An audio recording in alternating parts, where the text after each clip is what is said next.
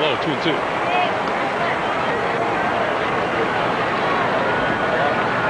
Talking about Frank Thomas's nickname, Big, the Big Hurt. Jimmy Wynn was called the Toy Cannon, a little guy with a lot of power. Home run hitter for the Astros and the Dodgers. Thomas held off and runs the count full now at 3-2. 19 times Frank Thomas has walked to the plate. He's reached base 14 times.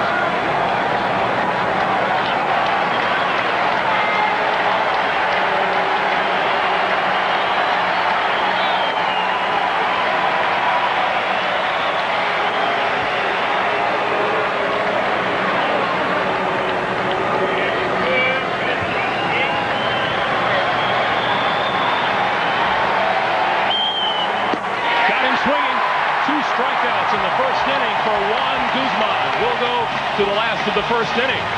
Toronto coming up. Manager Cito Gaston looking for a cure to a 2-game losing streak, but he puts the same lineup on the field. Ricky Henderson in left. Devon White in center. Roberto Alomar is at second. Joe Carter batting cleanup in right field. John Olerud at first. The designated hitter is Paul Molitor. Tony Fernandez is at shortstop. Ed Sprague is the third baseman. And the catcher is Pat Borders. They will face Jack McDowell, who went 6 2/3 innings in Game 1 in Chicago. Gave up 7 runs, 13 hits. Struck out 4 and walked 2. And there's a strike 1.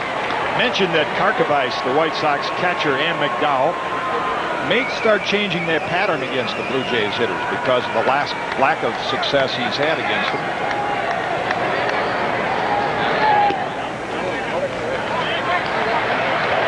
One of the things you could look for, that was a curveball. McDowell is known as a guy who throws a lot of fastballs early in the count to get ahead, and then he'll try to polish you off with that good split finger. Fastball inside, 2-1. Talked about Ricky and his lack of production at the top of the order so far in the LCS. And Raines was a strikeout victim his first at-bat. The leadoff hitter is very important in this game. 3-1. Even though Ricky only has 1 hit, he has scored 3 runs like Raines has. So if he gets on base by way of a walk, it could be just as effective.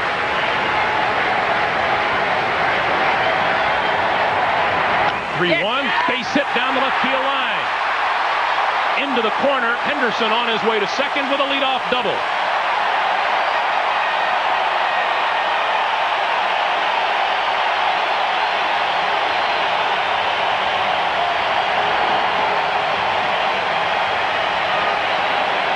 Good news for Blue Jays fans and his teammates. Everyone waiting for Ricky Henderson to do what he can do and take over a series.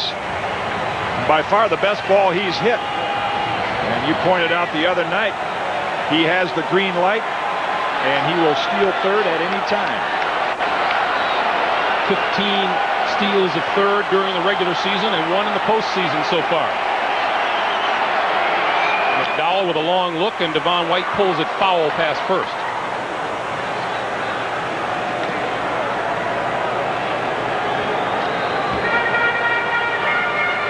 Devon White, an outstanding LCS so far.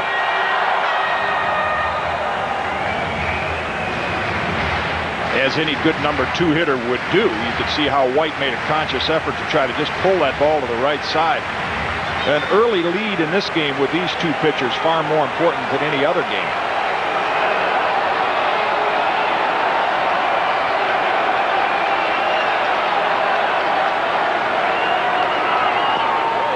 In the dirt. Reason it's important is, you know, when you're going up against Juan Guzman, if the Blue Jays get an early lead, White Sox hitters say, man, you don't score many off this guy, and you have a tendency to maybe try to do a little too much with the bat that you wouldn't do against an average pitcher. The same thing would be true of the Blue Jays against McDowell if the White Sox would get the lead.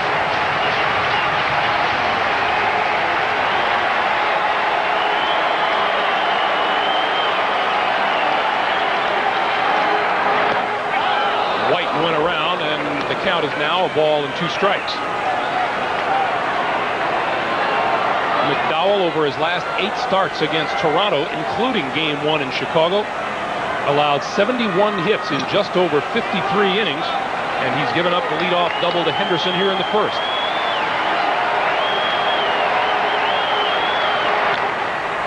Fouled away.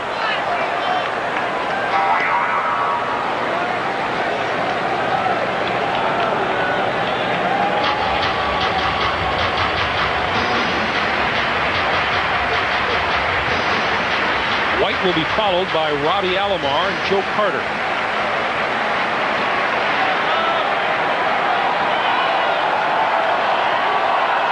One and 2.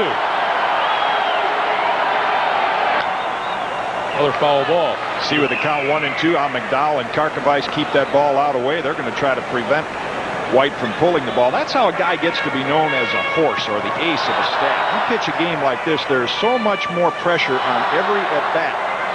And there are very few pitchers that can do that. Match goose eggs with the other guy. And that's why a guy like McDowell stands out and will probably win the American League Cy Young Award. He's the type of pitcher Chicago wants in games of this magnitude.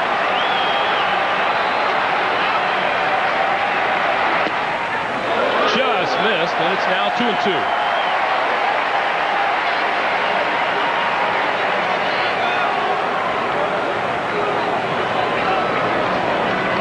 Blue Jays skipper Cito Gaston.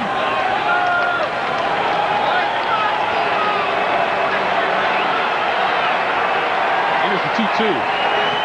Got him swinging. Karkovice with a nice stop down and in, and there's one out.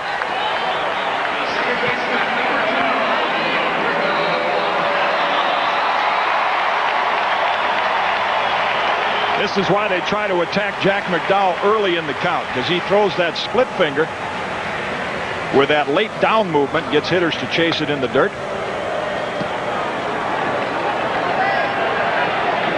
Here's Roberto Alomar. Came to life with a single and a double and a couple of RBIs last night. 3 out of 16 in the series. Henderson much more apt to try to steal third now. He gave Devon White an at-bat to try to get him over there, and since White struck out, now Ricky is more of a threat to try to steal third.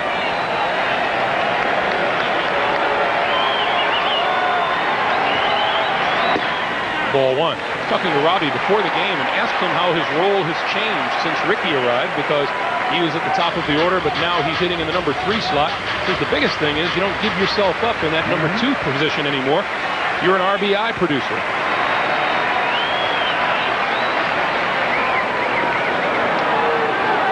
What Alomar said was he would like to spend a whole season hitting number 3. He says he'd really like to get 100 RBIs. You know, if there's any hitter in that lineup that can adjust from being a number 2 hitter and giving himself up to a run producer, it's Alomar. Ball 2. Day in the National Football League. Chicago Bears ending Philadelphia's unbeaten string. Perhaps the biggest story of the day, Miami losing quarterback Dan Marino to an Achilles injury.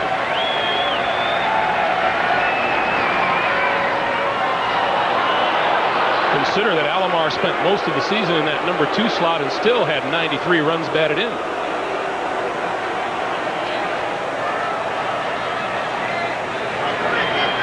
.2-0 pitch. Ball 3.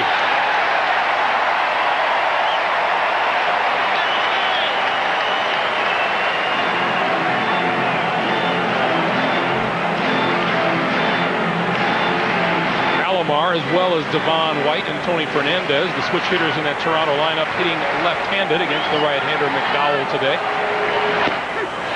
That's called strike on the outside corner. Roberto didn't think so. And you can see McDowell did not try to throw it over the middle of the plate. This is almost like an intentional walk. He doesn't care if he walks in. He'll go after Carter and try to get the double play.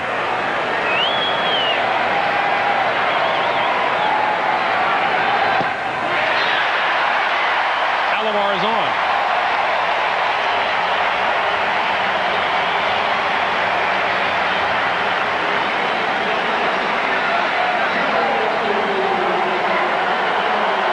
Here's Joe Carter. His 2-run single in the 3rd inning put Toronto on top for a while. He also walked in singles last night. He is 5 out of 17 in the LCS. What has been the thing that stands out about Joe Carter is his defensive play in the series so far. He's made a couple of outstanding catches in right field. 1st and 2nd, 1 out.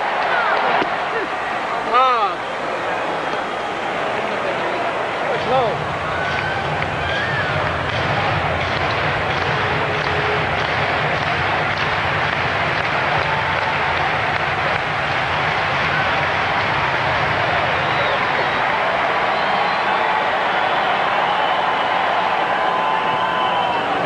Again bluffs Henderson back to second. This time Joey Cora sneaking in behind with the right-handed hitting Carter in the box.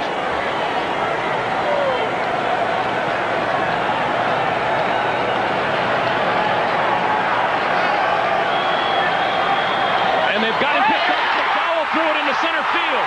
Henderson will score. Alomar stops at second. 1-0 Blue Jays.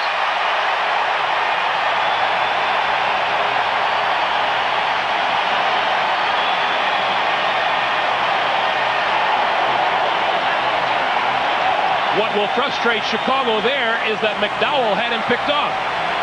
The quick move, Ricky commits himself, but the throw is offline and Cora can't reach it. And again, the factor and influence of speed in a game like this. A little more anxiety, anxious to get it to second base, throws it offline.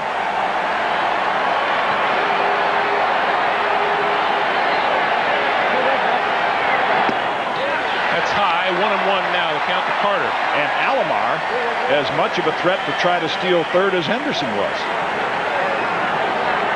Alomar also swiping third 15 times during the regular season. Dave Stewart with an arm around Ricky and some words for him.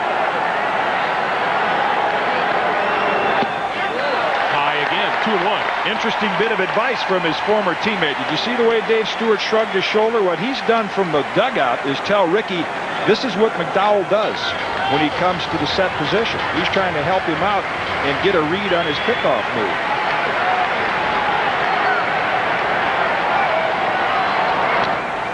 In the air, down the left field line. Raines in foul territory for the catch.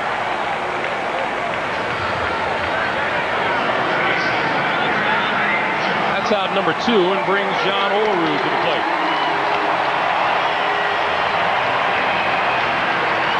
That's where the use of video, talk about the instructional value to hitters and pitchers, but also players. While we're doing this game on television, they're able to watch different things and pick up movements that pitchers and hitters make.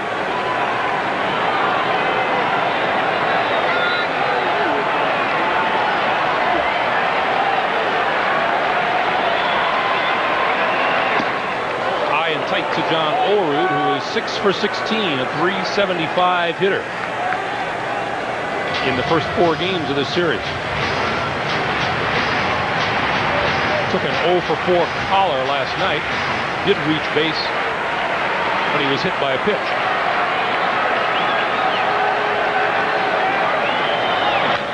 There's a fly ball, right field. Burks going back to the wall, looking up. The catch. Ellis Burks with a terrific catch against the wall in right. A sigh of relief in the Chicago dugout. Another look at Ellis Burks on defense. Toronto gets 1. It's 1-0 Blue Jays after 1.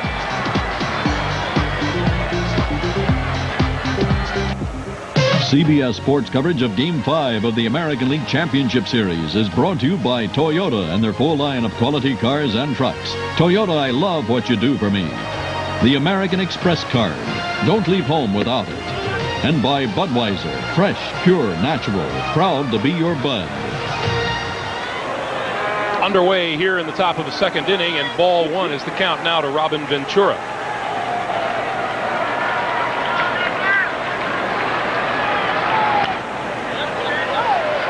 foul ball back. The count is even now at 1-1.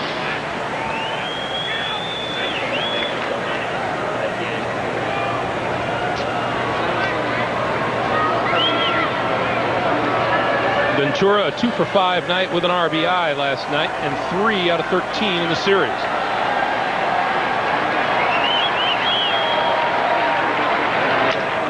Hard, but right at Olerud at first. He'll make the play himself, and it's out number 1. Here's Ellis Burks, who made the catch against the wall and right to end the last of the first inning. Not only a great catch to save at least one run, but watch how he helped himself out. He gets to the wall. You see right there? He put himself in position. He felt the wall with his glove, knew where he was, and then he made the jump in the catch. So he knew exactly when to jump by putting that glove against the wall.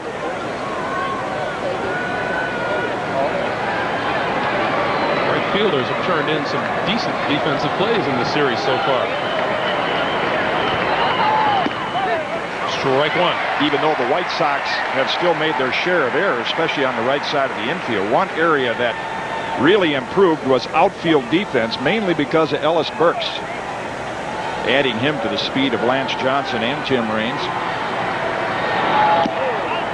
We've seen a couple of times in this series here in Toronto that outfielders had trouble with line drives, and Ellis says he definitely lost a couple of them in the lights for a moment last night. Yeah. 1-2.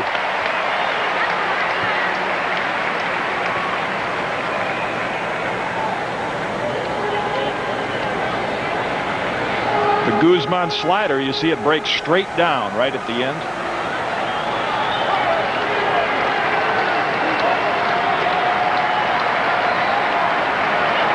And here's another one. 3 strikeouts for Guzman. 5 straight retired. That's why when he gets ahead, hitters will say he's almost impossible to hit. Some fans would say, what's he doing swinging at that ball in the dirt? I'll guarantee you about 8 feet from home plate, it looked like it would be belt high or thigh high. And then the bottom falls out of it. Here's Bo Jackson. 3rd straight game he's been in the lineup. He is 0 for 6.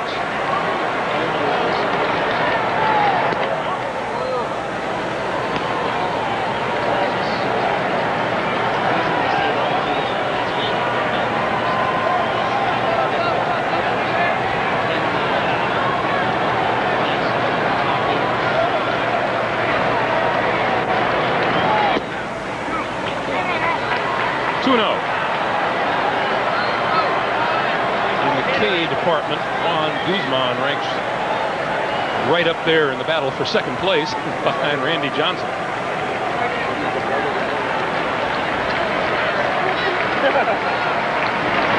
Yeah. Bo late on that swing,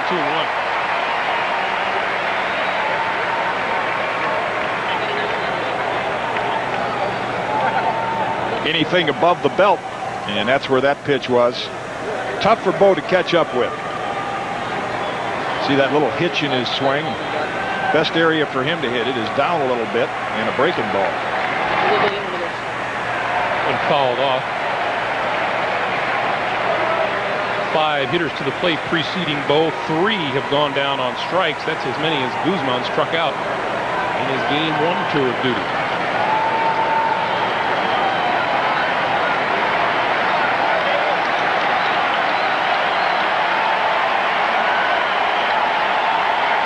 Balls, 2 strikes to Bo Jackson. And the count is full. Guzman just reared back and threw that as hard as he could. See, Bo looked back at Pat Borders with a little grin on his face. Said it sounded like it was high and in.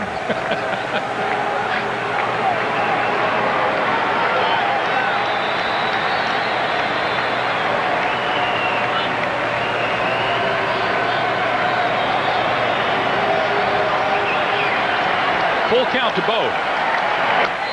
Fouled again.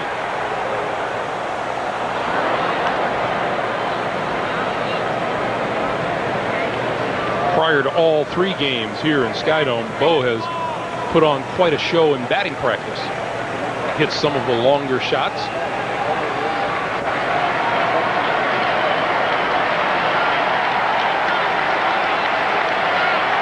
Another another 3-2 pitch. Hit hard right at Alomar, who has plenty of time to throw him out for the second straight inning. The White Sox go in order. They'll go to the last of the second inning. 1-0 Blue Jays.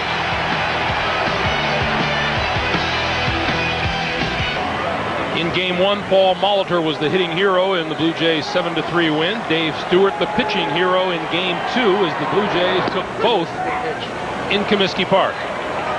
Strike one to Molitor here to lead off the last of the second. Wilson Alvarez tossed a complete game victory for Chicago in game three, and then Lance Johnson, a triple and a home run in last night's Chicago win, 7-4. Here we are in game five, the series tied at 2. Strike two. McDowell finding the outside corner on both pitches to Paul Molitor.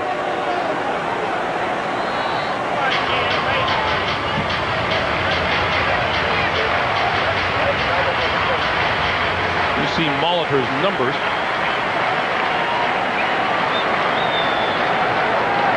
The 2 pitches high and tight. Molitor had 4 hits in the opener, and he had 2 hits in game 2. Returning here to Toronto, he had 1 hit in game 3, and he went hitless last night.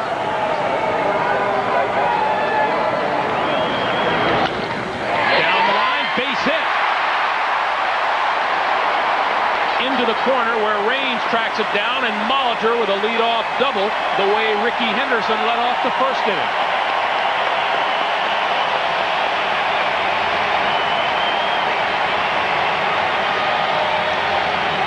Those that have watched the first 4 games have heard us talk about Molitor's quickness, and there you see it. After going outside early in the count, McDowell tried to get in. You can get in on your average hitter, not on Molitor. Too quick in there. Ventura with a dive for it, but can't get the glove to it. In a series tied at 2, the 5th game, of course, is pivotal, Jim, but I would think much more important to the Toronto Blue Jays than to Chicago.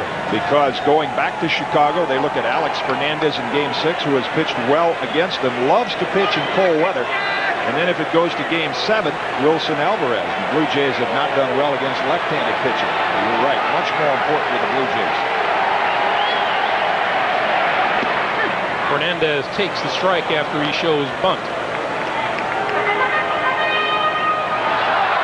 White Sox can turn that around and say, if they lose this game, they're looking at the most successful pitcher in American League Championship Series history to go against, and that's Dave Stewart.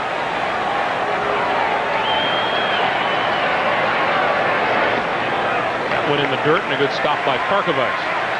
Fernandez, a .306 hitter on the year, and a .333 hitter left-handed, as opposed to just over .250 from the right side of the plate.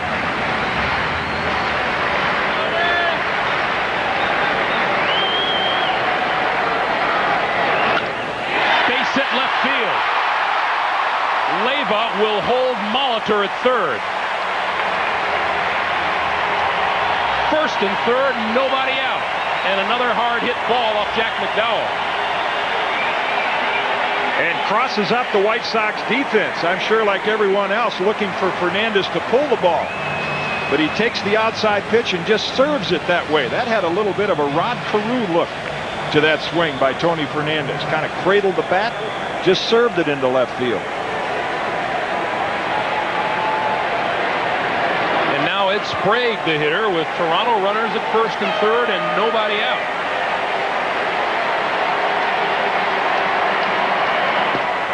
Ball 1.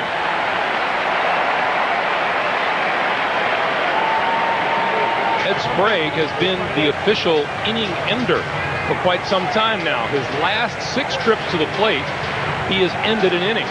He started out this series 4 out of 5 in Chicago in game 1. He's gone 0 for 10 since. There goes the runner from first. Popped into right field. Here comes Burks. Molitor tags. Burks makes the diving catch in foul territory. Throw to the plate does not get Molitor, and it's 2-0 Toronto.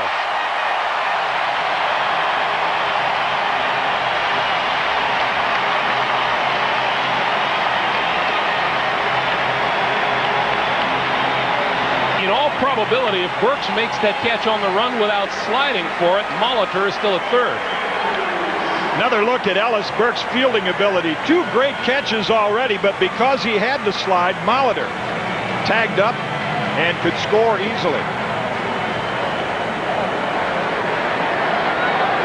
Nick Leyva well down the line. He's going to score the run first. Here's Pat Borders. McDowell chases Fernandez back to first.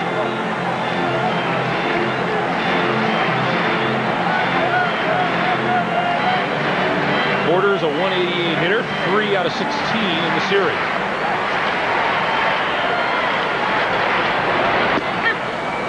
That's called strike. Nick Leyva, topic of controversy because of waving Robbie Alomar home in last night's game, but he said Whitey Herzog told him when he first hired him, if you don't get some runners thrown out as a third base coach, you're not doing your job. You have to be aggressive.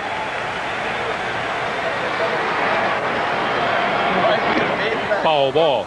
Last night, he waved Robbie Alomar around. Alomar was thrown out at the plate by Tim Raines. Raines, by his own admission, said, I have probably one of the worst throwing arms in the league. I just happened to get a good jump on that ball.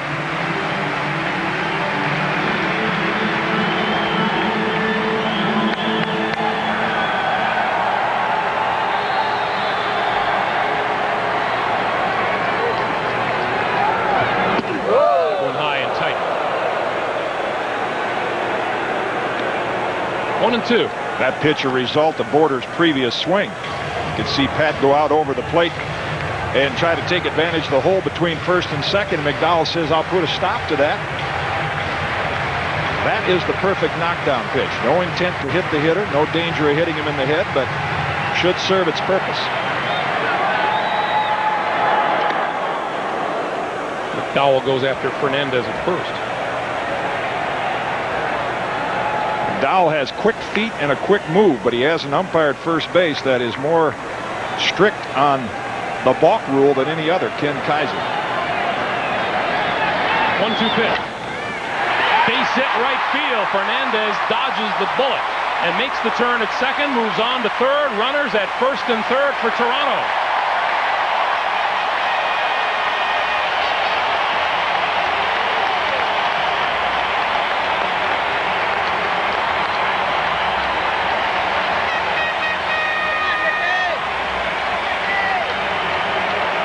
Very satisfying at bat for Pat Borders. After the knockdown pitch, he said, no, I'll still go out there and get that ball. That's what he wanted to do early in the count. And when he gets back to the dugout, he'll get some high fives from his teammates. The hitters in the dugout, they love to see that. When a pitcher pushes you off the plate and you go right back and dive toward that pitch on the outside corner and get a hit. Here's Ricky Henderson, who led off the first inning with a double. Was credited with a stolen base after he was picked off second and scored on the throwing error by McDowell into center field. There's a called strike. And some early action in the Chicago bullpen. Jose De Leon. About the only one that wasn't used last night.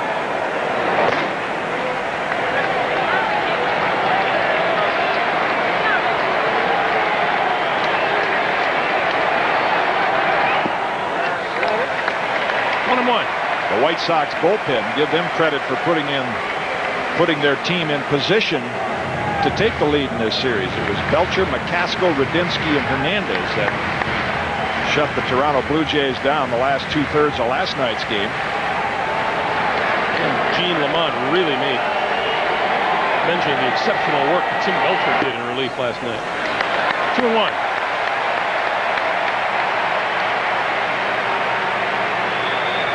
Both bullpens have performed pretty well.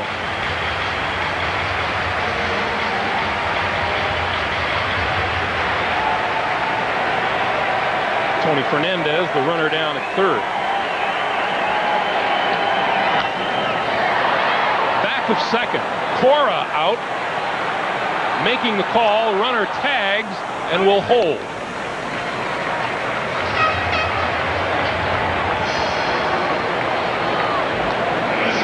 So Henderson doesn't get it deep enough to get the run home, and 2 out now with runners at first and third for Devon White.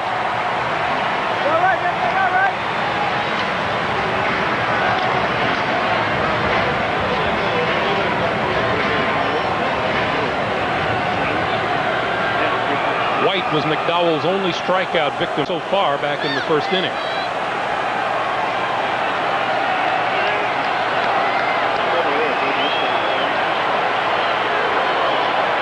And he got him picked off first. Thomas will now run back, throw, and fail to throw the ball, and they didn't get anybody.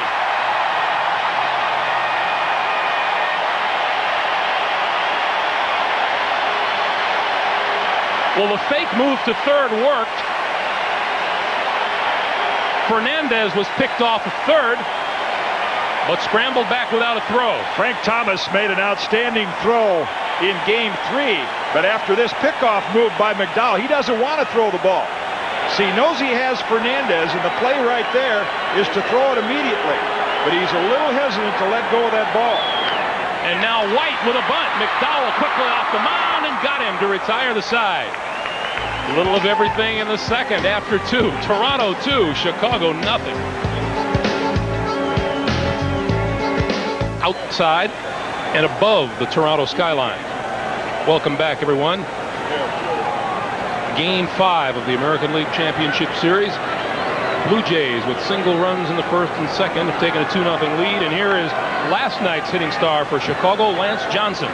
Bottom third of the Chicago order, Johnson, Tarkovice, and Ozzie Guillen to face Guzman. And Johnson pulls it foul. And even though facing Juan Guzman down 2-0 in the third, not easy to overcome, the White Sox have to feel very fortunate with a couple of great catches by Ellis Burks to only be down 2-0.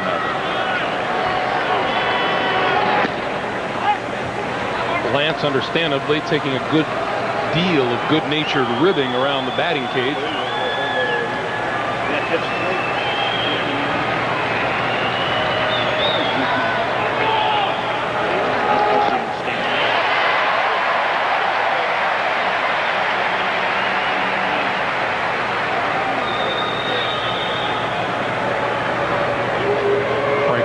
Jack McDowell. Well, the play we saw in the bottom of the second was something that many thought would be more of a factor in this series. Frank Thomas's ability to throw the ball and his hesitancy not to throw the ball. You see, after he catches the ball, he doesn't even have the ball in his bare hand yet. Doesn't even have it in throwing position.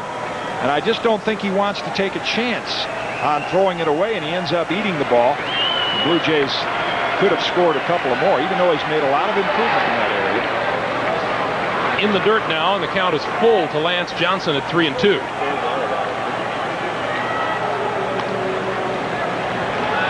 Guzman has faced the minimum in the first 2 innings. 11 Toronto hitters have gone to the plate in the first 2.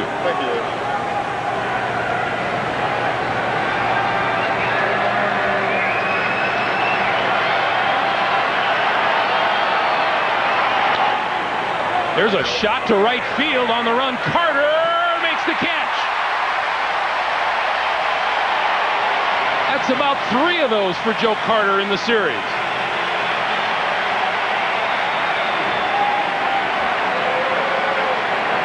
And pitchers love to see it. Outfielders that'll play shallow enough to take those little bloop singles away, and yet can go back on a ball with plenty of room and reach up, catch it in stride.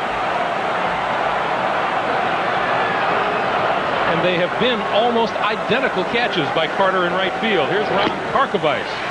Tarkovice looking for his first hit of this series. He's 0 for 12 and has struck out 5 times.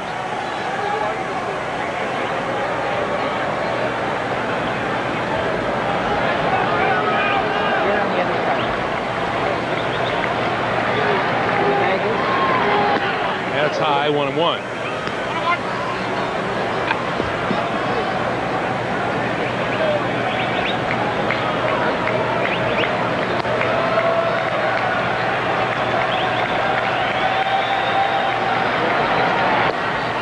2-1. Carco hit 20 home runs this year for Chicago.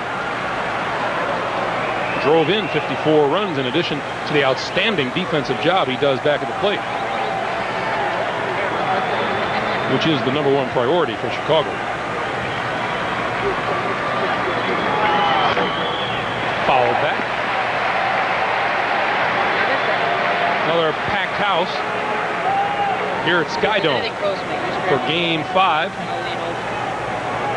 And the home crowd enjoying Toronto's 2-0 lead at this stage. We're in the top of the third inning. Craig Dumble, Jim Cott. Ricky Henderson scoring on the throwing error by McDowell in the first. Molitor on the fly by Sprague in the second. That's down and that's in the dirt. You're talking about Karkovice's home run power during the season. And then you see a lot of number 4 and 5 starters, middle relievers. One of the reasons having a tough time getting a hit in this series is facing Juan Guzman and Dave Stewart, 2 tough right-handed pitchers. Full count pitch, went down swinging, 6th time. Karkovice is struck out in the series, and the 4th of the day for Guzman. Here it is, hit it if you can. Right down the middle of the plate, at about 95 miles an hour with a little movement on it. And here's Ozzie.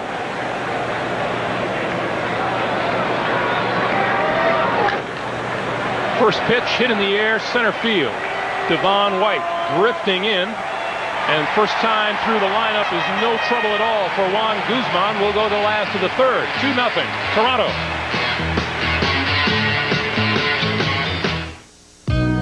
You fill me with wonder. You're simple as can be. You're always a comfort. You set my spirit free. You're the part of me that's the heart of me. Dr. Pepper, you're a part of me. If you want a truck built in the USA and loaded with options, you've got options. If you want sports stripes, chrome package, jump seats with 3-point seat belts, AM/FM radio, split bench, sliding rear window, and more, for savings up to $850, you've got options. But if you want all that plus the #1 truck line in customer satisfaction, you've got no options. Toyota trucks, you just gotta love them. I'm getting older, so I have to push myself just a little bit harder. Introducing a new, hard-working Power Stick. Now with more odor fighters per stroke than ever. Hey, that's better for me and everybody else. New Power Stick from Fabergé, the most powerful Power Stick ever. CBS Sports coverage of Game 5 of the American League Championship Series is brought to you by Toyota, reminding you to always buckle up. Do it for those who love you. Dr. Pepper and your local Dr. Pepper bottler. And by Meineke, you're not going to pay a lot for your muffler. Welcome back, everyone. We remind you that Game 4 of the National League Championship Series comes your way tonight here on CBS, 8 o'clock Eastern Time. Danny Jackson for Philadelphia, John Smoltz for the Atlanta Braves, and the 3, 4, and 5 hitters for the Blue Jays. Alomar, Carter, and Olerud to face McDowell here in the third.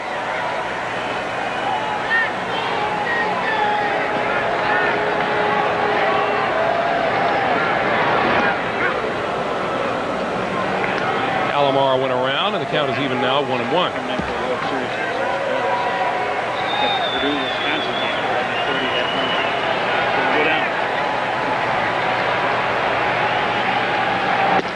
That's inside. About time, too, I think, for Jack McDowell to prove to himself as well as his teammates that he can hold his team in check today.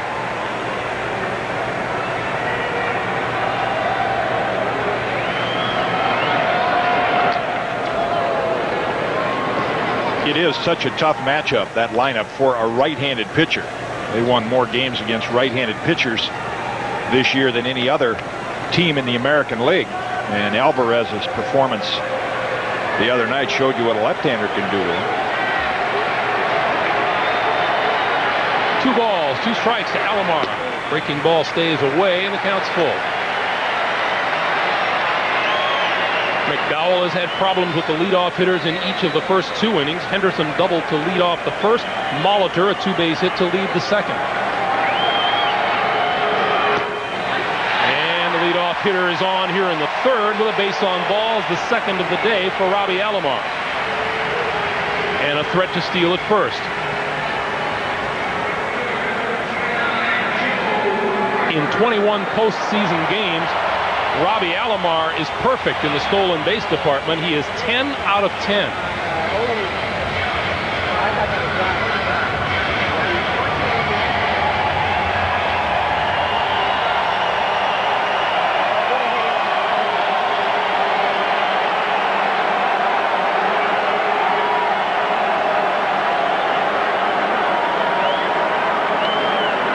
There he goes. Big jump. Karkovice won't even try it.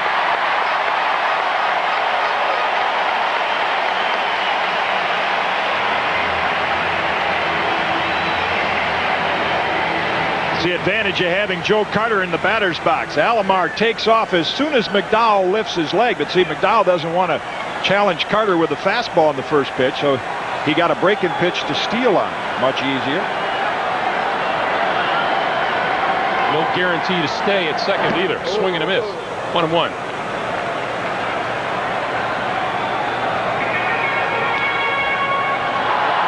Bill said, check that ball. That might have had a cut in it. Had a little sailing action at the end. It didn't look normal. Hitters will notice that unusual spin when it comes into the hitting zone. That one did look a little funny to Carter. Took the ball out of play. Did Tim Cheetah.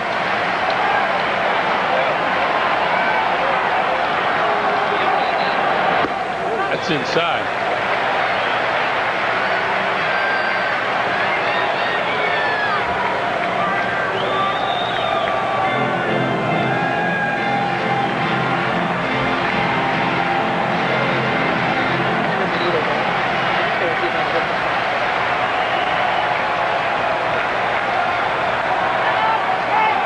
There's a time called by Tim Cheetah behind the plate before the pitch was delivered.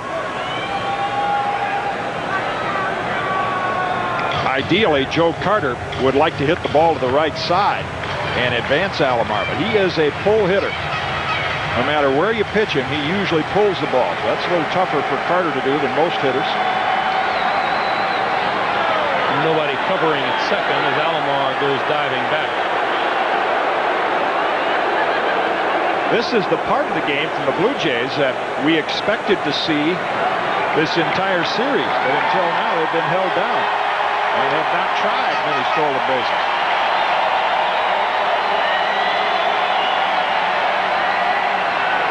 The graphic that you saw, 3 stolen bases for Toronto today, a little deceptive because in 2 of the cases runners were picked off.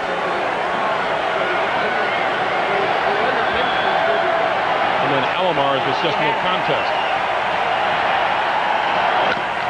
Over the middle, Cora back of second. His only play is to first as Alomar moves to third.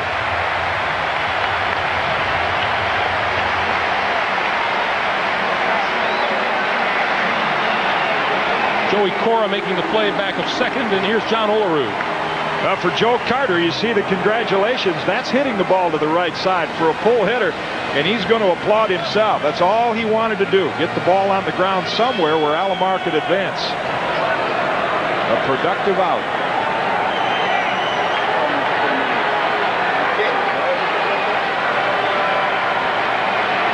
White Sox infield in as Olerud looks at ball 1. Any other lineup, Olerud would be walked intentionally, but when you're looking at Paul Molitor in the on-deck circle, it's a little difficult to do. There's a base hit to right field. 3-0 Blue Jays.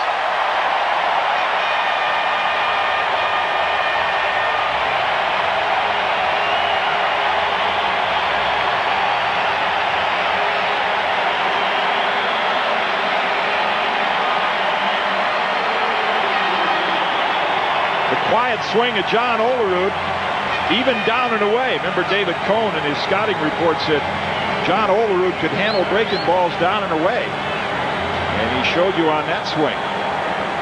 3 runs, big margin to give Juan Guzman to work with.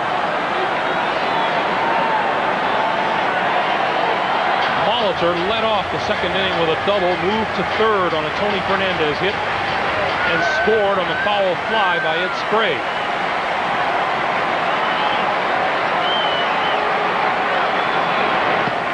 In the dirt.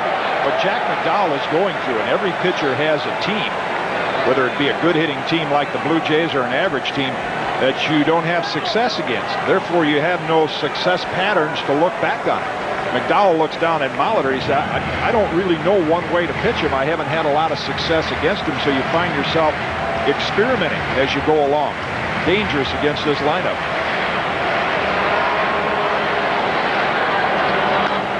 Fouled away. McDowell hasn't had a lot of success against this team.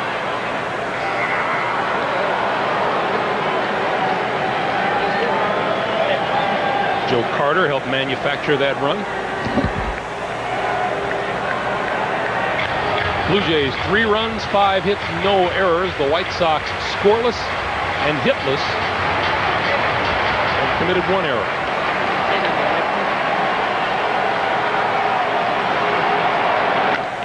Hit high down the left field line and foul.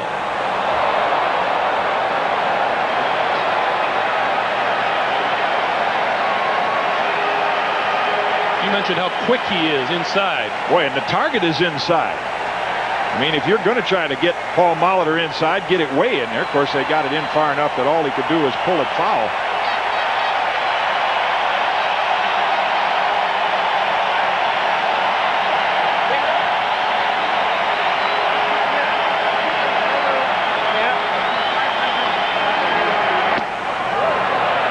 Two. De Leon continues to work in the Chicago bullpen.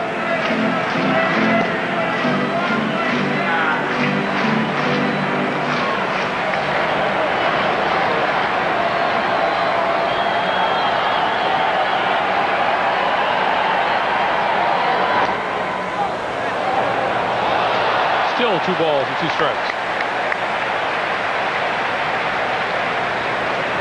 White Sox have Raines in left, Johnson in center, Burks in right. Ventura, Guillen, Cora, Frank Thomas third to first. A battery of McDowell and Karkovice.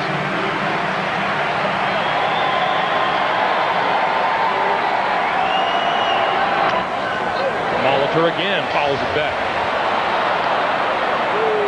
Blue Jays starting to look like the team that they have been the last several years and built that reputation. They get out in front of the pack, and they're almost like a racehorse that's leading the pack, and then as soon as another horse gets close enough and looks him in the eye, boom, there they go again. They've done it during the regular season, and the early part of this game looks more like that type of Toronto team.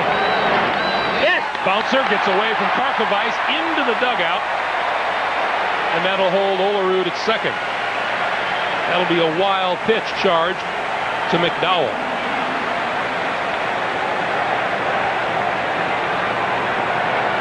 Paul Molitor caused that wild pitch with some of the tough pitches he fouled off. Then McDowell said, I'll throw him the perfect breaking ball.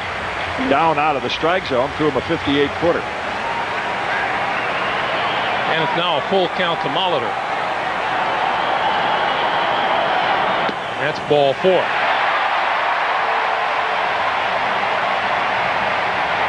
McDowell now clearly struggling. Here comes Gene Lamont.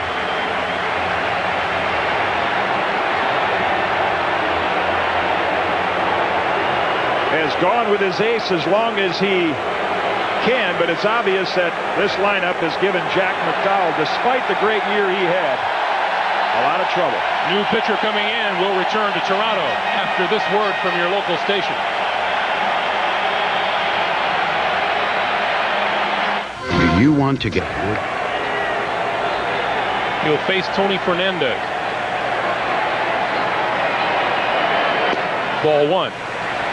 And for the second straight game, the Chicago starter is gone with 1 out in the 3rd inning. And last night, the bullpen held him in, gave the White Sox a chance to come back. Foul pass first, 1-1. Little tougher job against Guzman. Jose De Leon came into the big leagues with the Pirates. Outstanding forkball. Took no hitters into a couple of his first starts. Was with the White Sox in an earlier tour of duty. Now pitching out of the bullpen again for Chicago.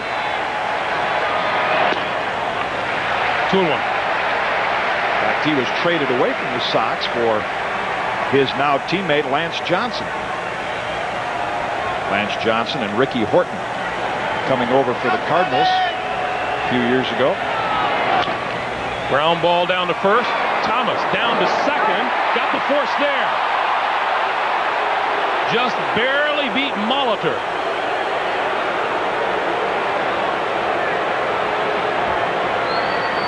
And Fernandez is on the fielder's choice.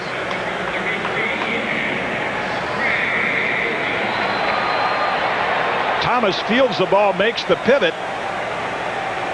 And then as you watch Guillen, he slides across to the inside of the bag. That's a tough play for Ozzie Guillen because he's looking right at Paul Molitor. As the throw comes across Molitor, the other side. Just got him. So first and third and 2 out now, and here's Ed Sprague. His foul fly got run number 2 home in the second inning, and he fouls it off.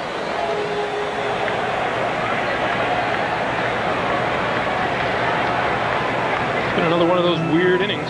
Robbie Alomar walked, stole second, moved to third on Joe Carter's bounce out. John Olerud singled him home and then was wild pitch to second. Molitor walked, and then the Fernandez fielder's choice. That's Olerud at third and Fernandez over at first.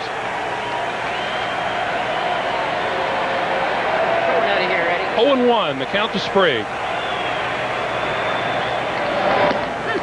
0-2. You mentioned the weird inning and a lot of things that have happened in the early part of the ball game. Toronto has actually advanced 6 bases without even hitting the ball.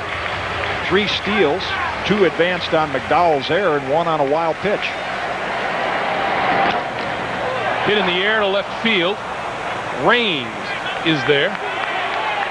And Sprague ends another inning. But the Blue Jays add another run. A look at downtown Toronto. After 3, it's 3-0 Jays. Toyota proudly presents All-Around Champions.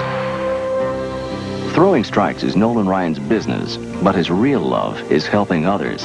Nolan's visits to youngsters in hospitals bring comfort and support, encouragement and compassion. And one thing is certain, happiness comes even quicker than his fastball. Toyota is pleased to salute all-around champion Nolan Ryan by contributing $1,000 to the Children's Medical Center of Dallas. Having been ranked the best compact sport utility vehicle in initial quality by its owners, we thought the Toyota 4Runner's extra value package might go unnoticed. So we put a twist on it. You get chrome bumpers, leather seats and trim, air conditioning, power windows, door locks, mirrors, and more. Is gone, the starter for the Chicago White Sox. He just didn't have it in 2 1/3 innings and left in the third. And problem is for Toronto, they're getting back into the groove, and they've got Juan Guzman cooking pretty well. And the impressive thing about Juan Guzman in the early part of this game, you don't see many pitches in the dirt. Not as many wild pitches. His control is there. His stuff is there. It's going to be tough for Chicago to overcome 3-run deficit against him. Guzman has faced 9 hitters, retired all 9. He starts at the top of the order here in the 4th with Tim Raines.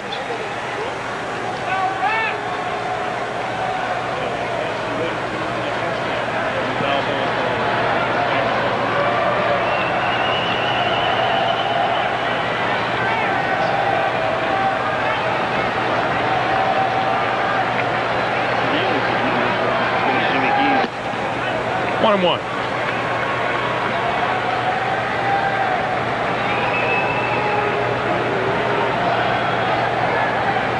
If you're curious, Vida Blue and Jimmy Key hold the ALCS mark of 11 consecutive batters retired to start a game. John Tudor, the NLCS record, 14. I think you'll see some very patient at-bats right now. I'd be surprised to see many Chicago hitters try to attack Guzman early in the count. You have to hope that he'll beat himself, that he'll get out of his rhythm and start walking people. Down the left field line, foul, 2-2.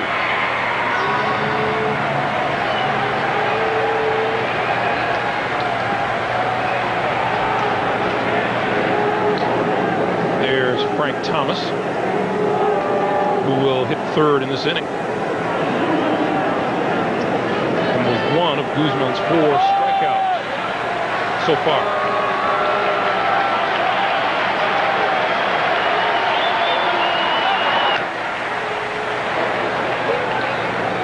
Up the third base line. First base, rather. 2-2.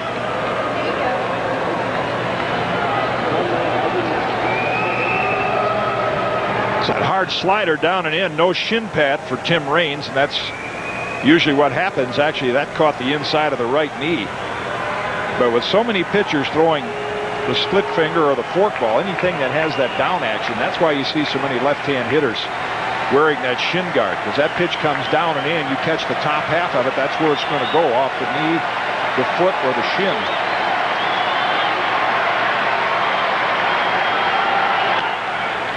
Another foul ball.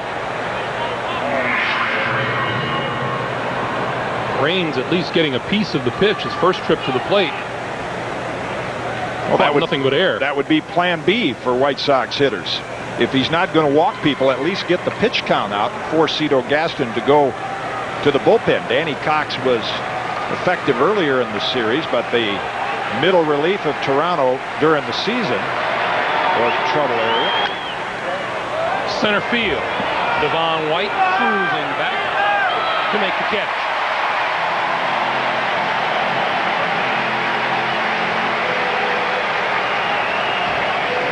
One gone, it'll bring Joey Cora to the plate.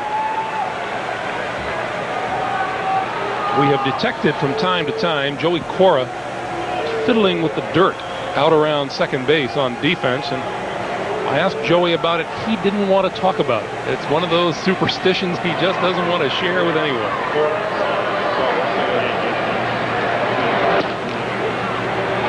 Some hitters have a spot in the batter's box. They'll always make a particular mark or out at the position where they play.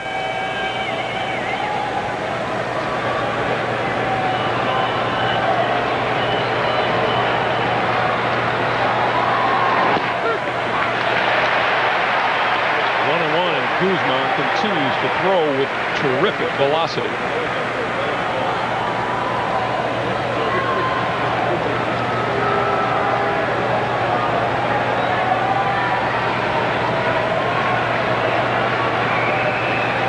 There's a 94-mile-an-hour fastball for the last strike.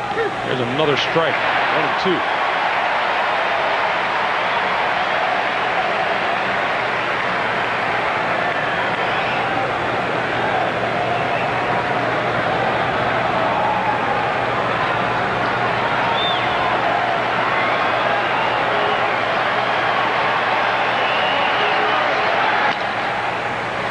Olerud makes the scoop and the play, and that's 11 straight retired by Juan Guzman.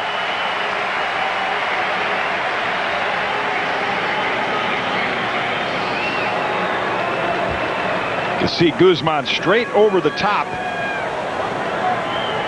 and the fastball in on the hands.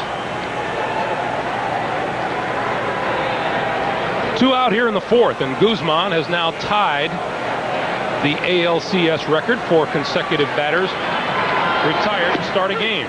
Yeah. Called strike one to Frank Thomas. Pat Borders did a pretty good job of snatching that one back toward the strike zone.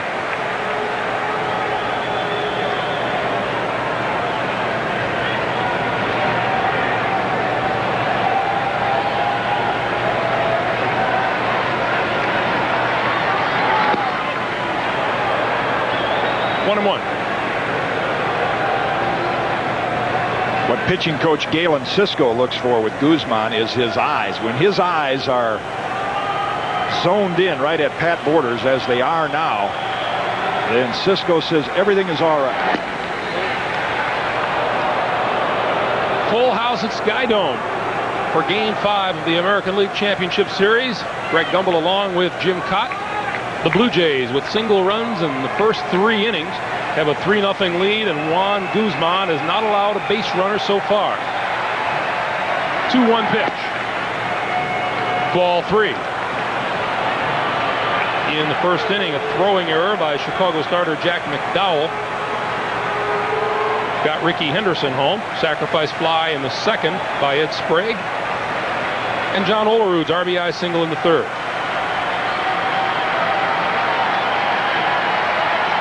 3-1 to Frank Thomas. High in the air, straightaway center field. Devon White has room. Guzman has the new ALCS mark with 12 straight retired at the start of a game. Last of the fourth coming up, 3-0 Jays. To the right of your picture, Island Airport on just off of downtown Toronto, Ontario. As we start the last of the fourth inning. And Pat Borders looks at ball one. On Guzman. 12 straight. And is too shy of John Tudor's NLCS record. Whoa! I played with Joaquin Andahar, helped the Cardinals win the World Series 1982, and he used to say, "I'm one tough Dominican." Well, there's one tough Dominican right there. Is Juan Guzman. Dodgers don't give up on young pitchers very often. They let him get away. Deep but foul down the left field line.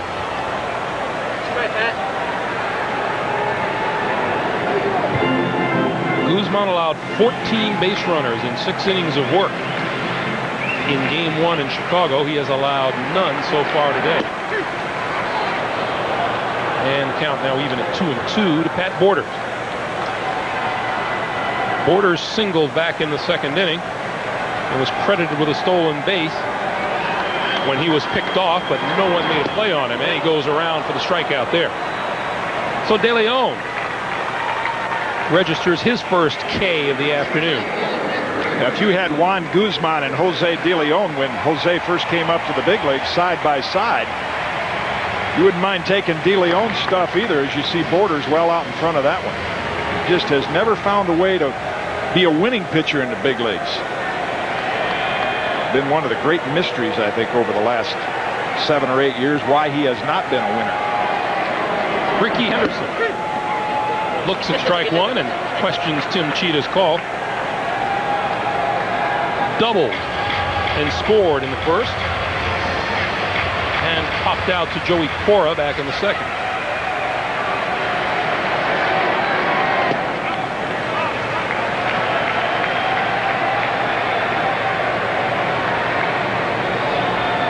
The Ricky Henderson we have seen in this LCS, not the postseason Ricky we are used to.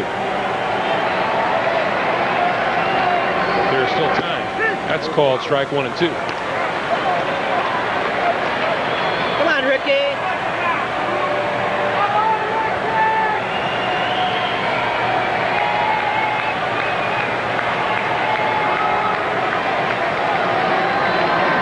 De Leon gets him with a breaking ball, looking.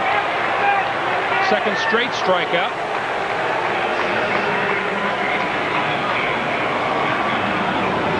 And now you know why it's been a mystery that he hasn't been. Well, look at the break on that pitch. Good down action. He's got an outstanding fork ball, movement on the fastball. Had very few winning seasons in the big leagues. Here's Devon White. Devo 0 for 2 as he stands in today. Another breaking ball. That one misses. 1-0.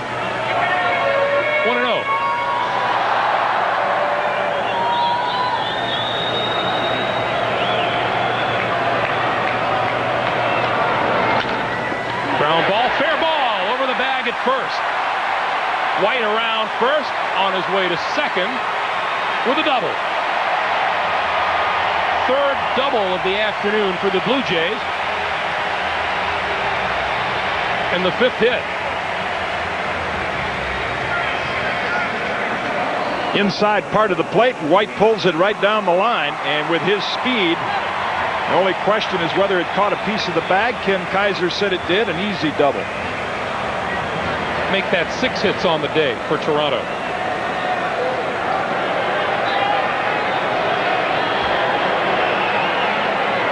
And here's Alomar. Up the middle. Base hit center field. White around third. 4-0 Blue Jays.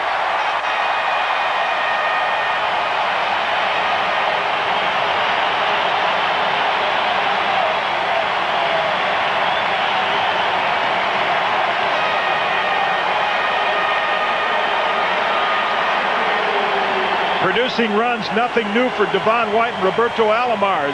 De Leon never gets or attempts to get the glove on the ball, with White leading off and Alomar hitting second in the 1991 championship series. They set the all-time record between them, hit .415. Last time Alomar was at first, he took off. Strike one to Joe Carter. And they backed that up last year as a 1-2 combo by hitting .388. So even before Ricky Henderson got here, the Blue Jay lineup has been productive at the top, more so.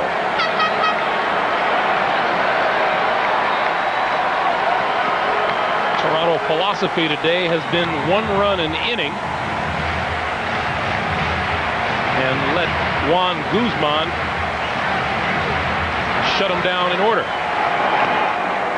It's about the only way to hope you beat the Chicago White Sox, the best and the deepest pitching staff in the American League. And you don't have many big innings against a staff like that. Toronto found it out in last night's game. There goes Alomar. Breaking ball, no contest again, and he takes it standing up. Caught De Leon without even giving him a look. I mean, Jose is holding that ball. Watch how Alomar just takes off before he even begins his motion. No chance for Ron Karkovice. Alomar goes in standing up.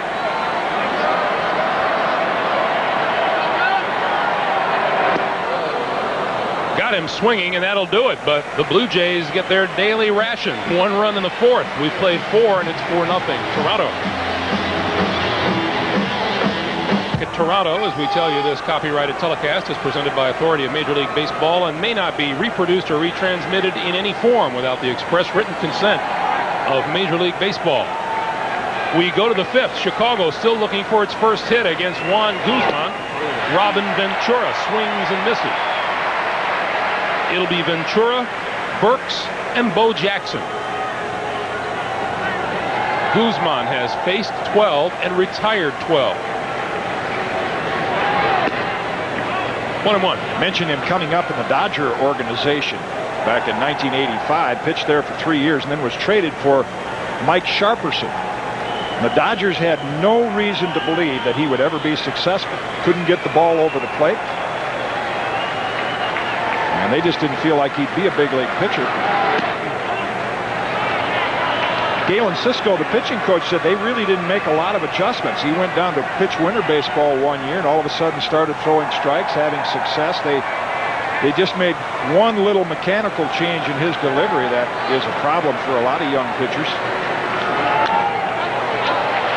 Straight up. Down the line, Sprague making the call and making the catch. 13 straight retired. Here's the mechanical change. Watch when Guzman's hand comes out of the glove and gets to its lowest point right there. Now his arm is going to come straight up in the air and then over the top. What happens with a lot of pitchers is when the hand gets at its lowest point, it goes back toward first base. They hook the ball. Ellis Burks, swing and a miss. And when you hook the ball, instead of getting back up on top as Guzman does, the delivery gets a little flat. And your control is not as good. And that's really the only adjustment they've made, and that's what they look for with Juan Guzman. If he's locked in with those eyes right now, Galen Cisco says he has no mechanical worries, just thinking about where to throw the ball. That one hit high and deep to left field. Henderson back, looking up and watching it go. Well, that breaks the no-hitter and the shutout, and Chicago is on the board with an Ellis Burks home run.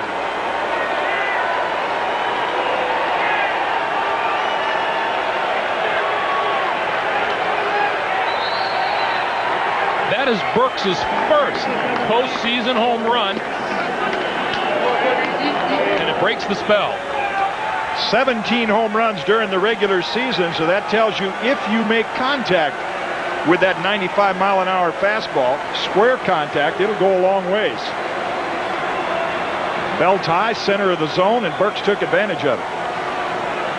So with 1 out here in the 5th inning, the White Sox come alive on the Burks home run, and it's 4-1. Here's Bo Jackson. Whoa, whoa. Bo has done a Jackson in there instead of George Bell. But if you look at his 15 home runs, 9 to the opposite field. Despite the high strikeout total, he's still a threat on a mistake to hit a long ball. Come on, Juan. 1-1.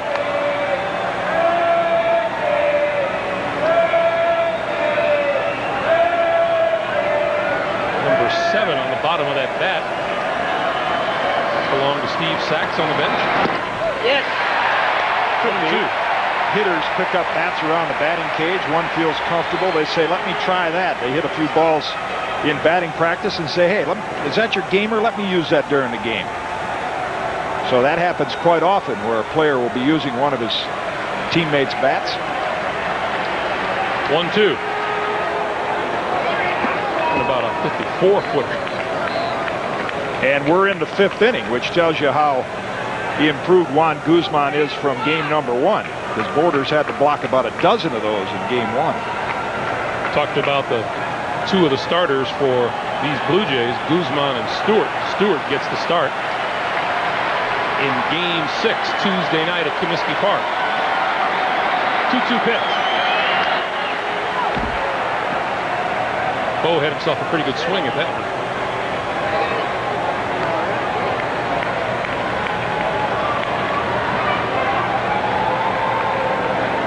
Guzman retired 13 straight before Ellis Burks homered with 1 out here in the 5th inning.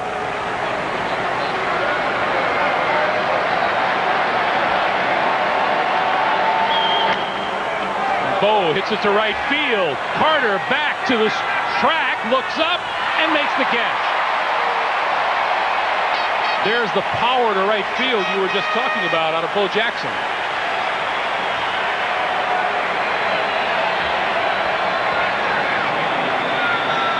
See, he can't use his lower body as well because of the hip surgery, but watch the arm speed. Just lashes at it with those powerful arms. And that's why, despite perfect mechanics as a hitter, he's still a threat. Another 3 feet, and Bo had himself a home run. Lance Johnson fouls it off down the third base line. Well, if there's anything to be taken as encouragement for Chicago, it's the fact that the last 2 balls have been well hit. In fact, there have been a couple. Remember, Joe Carter made a fine running catch on Lance Johnson leading off the 3rd inning. Johnson stands in 0 for 1 after the big night here last night. 1-1. Part of that is also the 4-run cushion. That's a lot of runs for Juan Guzman to work with, and I'm sure going to the mound in the 5th inning, his main goal is don't walk anybody. Challenge him. Make him hit the ball. Took something off of that one, only 22. Yeah, just to add to the outstanding slider and fastball, then he throws this little number at you, a changeup breaking down and away. And even his changeup is probably in the low to mid 80s. And Johnson follows it back. There's Ellis Burks in the Chicago dugout.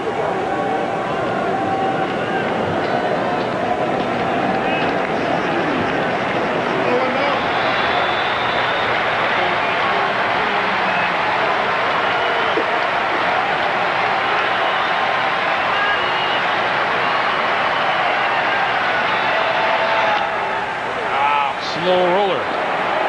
Alomar to first. But the White Sox are on the board with the Ellis Burks home run. We'll go to the last of the 5th inning. The Blue Jays lead is cut to 4-1.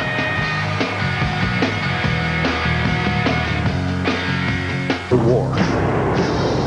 Joseph Stalin murdered millions of his own citizens. How could their people follow these 2 evil men? I'm General Norman Schwarzkopf.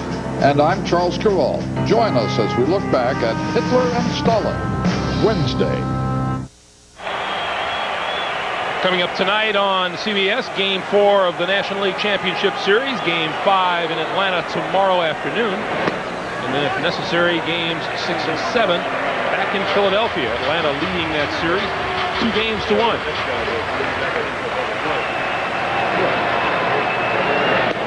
Olerud takes the curveball, 1-1. Danny Jackson and John Smoltz tonight. Smoltz has struggled a little bit more than the other Atlanta starters, and the Phillies pitching staff early in the year was the best in the National League. That's what got him off to that quick start. Jim Fregosi looking for a solid effort out of Danny Jackson.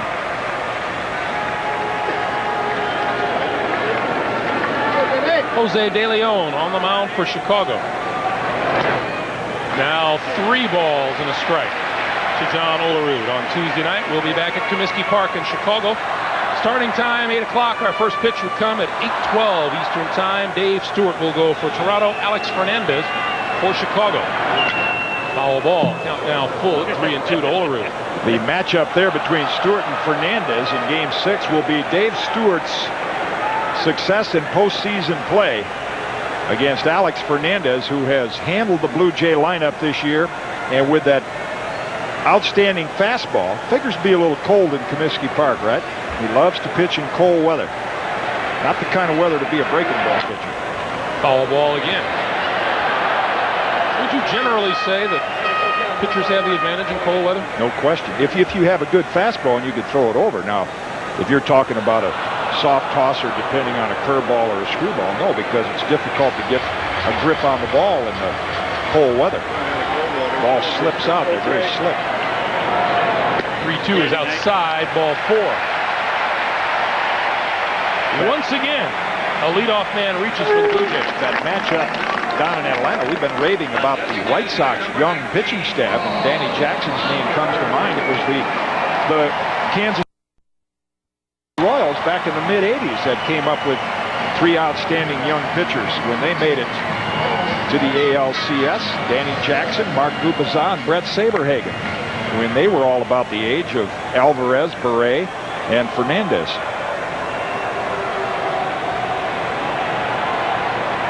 Makes you think back even to the Baltimore Orioles kitty core.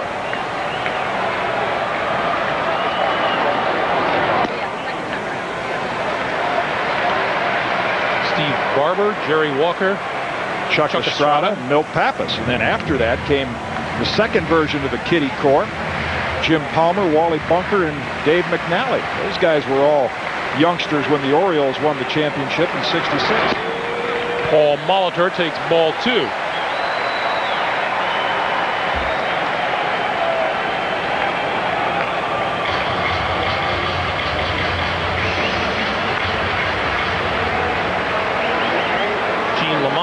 For a pitcher who can hold the fort against these Blue Jays. Hit in the air, left field. Raines back to the warning track and makes the catch. So Molitor retired for the first time today.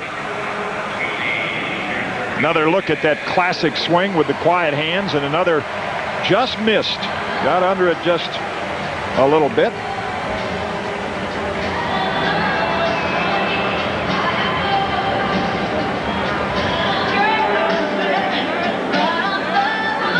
Score wherever you are.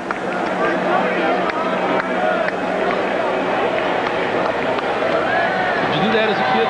Keep score? Didn't get to go to that many games, but when I did, I scored. I remember keeping score, even sitting at home watching a game on television. Sure, when you played dice baseball, your own little games, you had your scorebook, kept track of them. Stratomatic baseball. 0-1. 1-1 now to Fernandez. Ellis Burks' home run in the 5th inning. The only hit of the game so far for Chicago.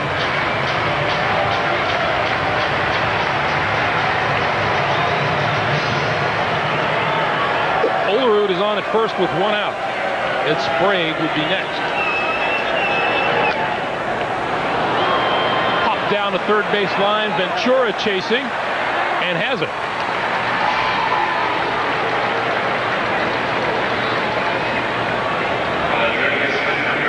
So Fernandez out, and that'll bring up Ed Sprague with a chance to end another inning. You know, if the Blue Jays go on and win again like they did last year, then there's always plenty of humor. There's clubhouse humor anyway that can be a little cold, but guys that continue to do what Sprague has done, eventually your nickname's going to be Rally Killer. Hey, Rally Killer, how you doing today? You ended 3 innings last night, right? Sprague had ended 6 straight. Come on, Eddie, let's go. Or it ended an inning in 6 straight at bats coming into today's game, and then ended the 3rd inning with a fly to left. He did not, however, end the 2nd. Come on, 3-3, let's go. And he's now looking at an 0-2 count.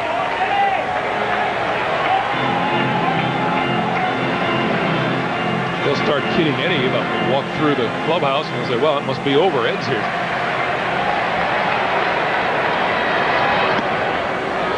One and 2.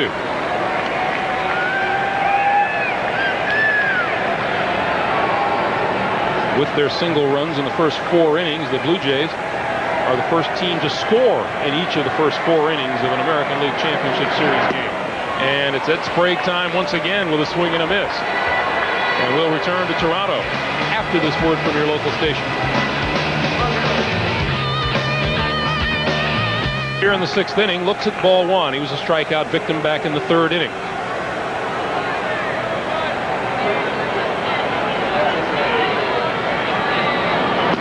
Guzman with infinitely better stuff than he had in game 1. When he walked 8, he hasn't walked a man today. That's the first time he ever started game 1 in a championship series. He's been a number 2 starter. That's why there was some question at the start of this series whether Cito Gaston would go with Stewart in game 1, the more experienced pitcher, and he had success. Guzman had the better year, but you could tell the anxieties, the jitters of game 1 were there. Not today. Markovic fouls that off the mask of Pat Borders.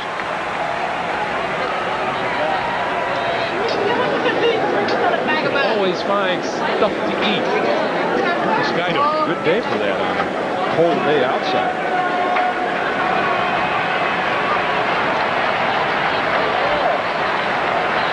Two to Karkovic. Right side, Olerud out, Alomar out. Alomar calls, and that's 1 out.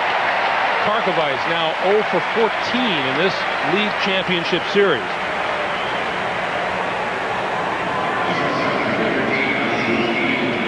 Toronto's been in so much postseason play, and John Olerud has been an all-star. So many baseball fans follow the game closely are familiar with him wearing the batting helmet even in the field. But for those that are casual fans, there is a reason for it.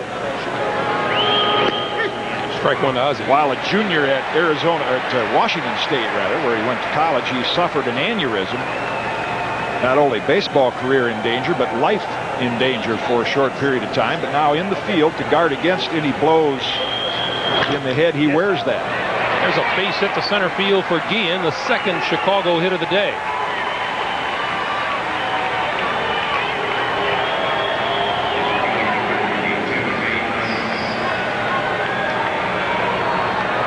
Up in the strike zone again. And Guillen takes advantage of it, back up the middle. So to the top of the order now, and Tim Raines. Raines with a strikeout and a flyout in his 2 trips.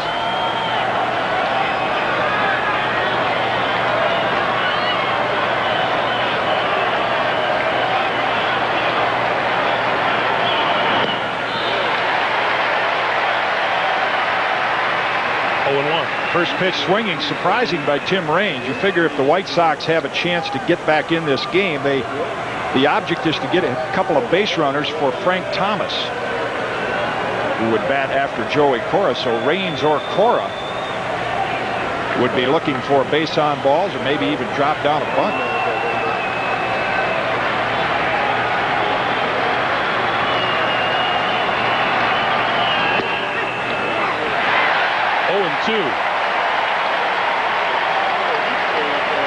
There have been a fair number of complaints with Tim Cheetah's calls today. Swung at a bad one on the first pitch. And that one right on the corner for a strike.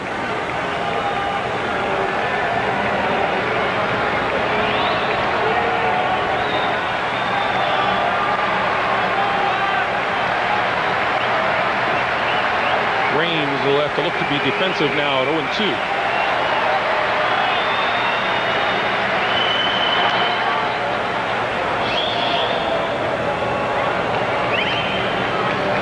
Here's David Cohn's scouting report on how you pitch to Tim Raines. Tim Raines, a great leadoff hitter. He was the Ricky Henderson of the National League for years. He's a double threat. He can hit a home run from a first pitch fastball to working a walk and getting a steal. I think if you get ahead of Tim, you've got to try to exploit him down and away with off-speed pitch, either breaking balls or changeups. Guzman with an 0-2 advantage right here. And Raines called time before Guzman broke on the mound. We've seen that a couple of times, and that's the deliberate pace of Juan Guzman. You get in the batter's box as a hitter and you have your own little rhythm, and you're all set and you're ready for the pitch to come, and Guzman just holds the ball, and then eventually you want time to get reset. Guzman, one of those who will slow down considerably with runners on base. Ian at first, 1 out.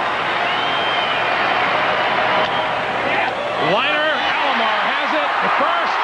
Double play.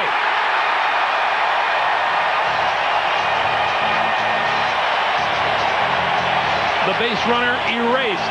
The liner to second, the flip to first, and we'll go to the last of the 6th inning. Toronto leading at 4-1.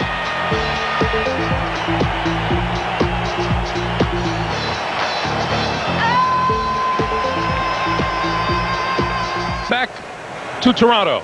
Greg Gumbel, Jim Cott, as we go to the last of the 6th inning. Jose De Leon goes back to work on the mound for Chicago, and that's inside, ball 1 to Pat Borders. It'll be Borders, Henderson, and Devon White.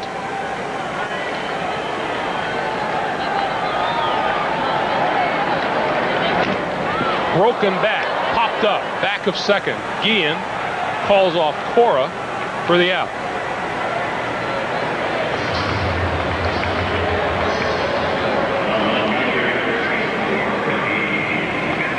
Again, the stuff of Jose De Leon. You see the movement on this pitch. Get in on Borders, actually hit that on the end of the bat.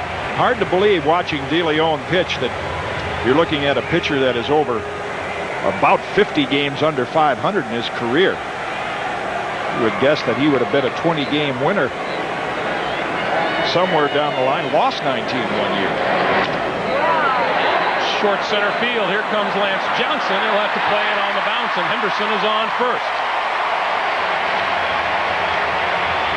Second hit of the day for Ricky.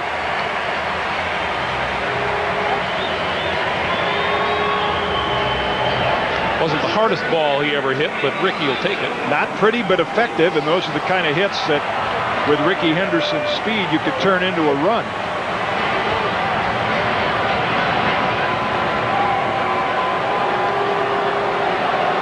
And the Blue Jays today have made it a habit of stealing on the White Sox pitchers. Ron Karkovice has had no chance whatsoever. And De Leon is rather easy to steal on, and the Blue Jays have been quiet against him. 1 run in the 4th, but it's that time, despite Guzman's effective pitching, they need to try to tack on a run. Officially, Toronto has 4 stolen bases on the day. Henderson was picked off of second, was given credit for going to third, and scored on a throwing error by Jack McDowell. Borders was picked off in the second and was given credit for a stolen base when Frank Thomas didn't make a play anywhere. There he goes. Karkovice up throwing. Got him. There's Ron Karkovice at work when he gets the chance.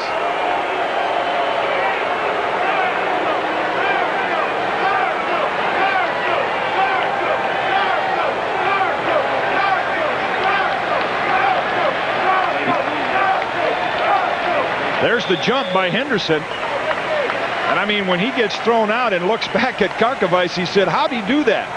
Boy, he comes out of the chute in a hurry.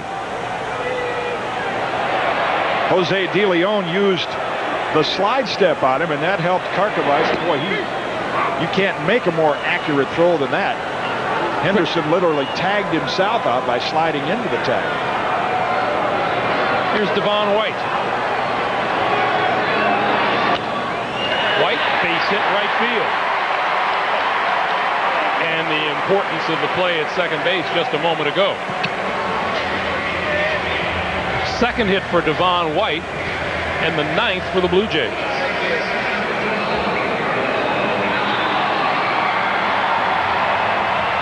to probably try it again, Devon White. Notice Gene Lamont has kept his bullpen quiet. He would love to see Jose De Leon pitch the rest of this ball game, keep it a 4-1 game, and give his hitters a chance to get back in it, keep the bullpen fresh for Game 6.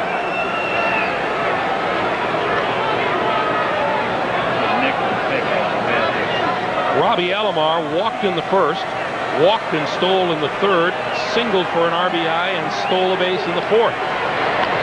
And tries to lay one down, and it's foul.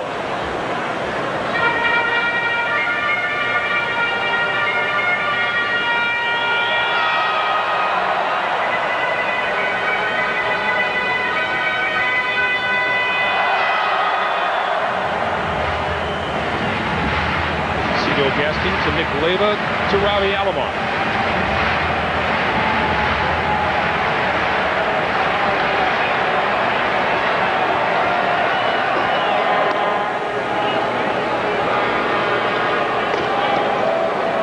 Now they're stirring. That's Jim Schwartz, the right-hander, along with Scott Radinsky. Radinsky saw action here last night. That's outside, 1-1. Nobody happier to be in the championship series, actually happy to be in the big leagues, than Jeff Schwartz, veteran right-hander of more than 10 years of minor league baseball. Finally made it to the big leagues with the White Sox this year. And White fakes a break. Had Guillen scampering to cover.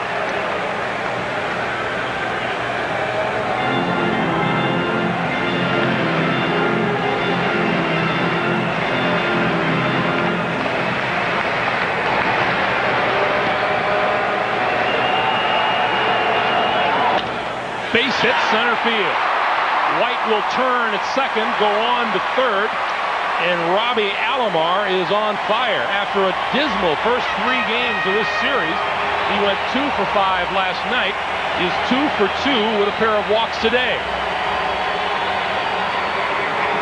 Starting to get locked in, as the hitters would say, here in Game 5.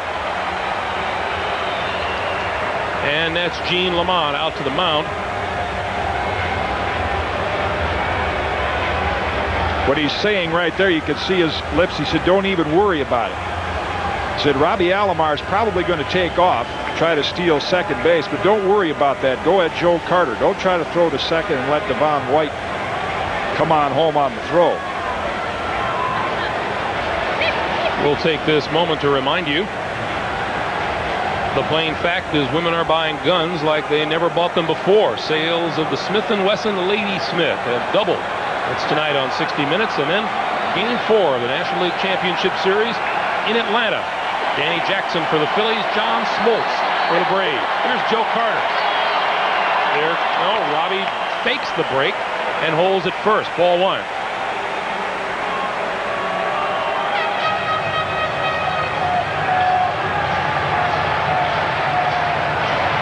You won't see Guillen or Cora move if Alomar tries to steal second. They're going to hold their position in case Carter hits it at him.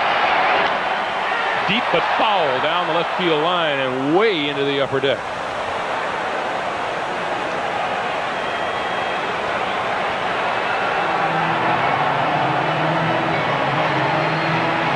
The shotgun arm of Ron Karkovice all the more important, having gunned down Ricky Henderson at second.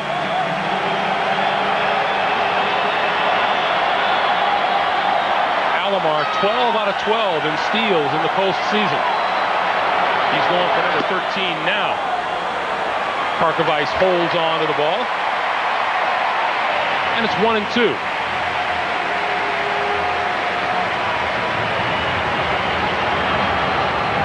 Percentage play by the Blue Jays. They know the White Sox aren't going to take a chance trying to throw out Alomar, and they get another runner in scoring position.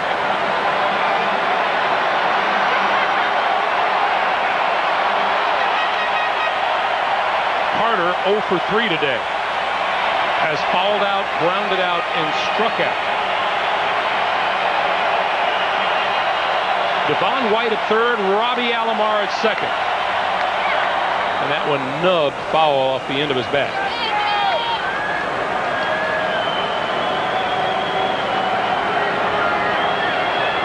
51,375 on hand here this afternoon in Skydome. And they're having a good time so far.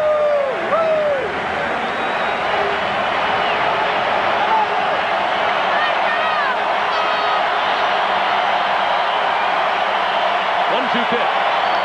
Foul back.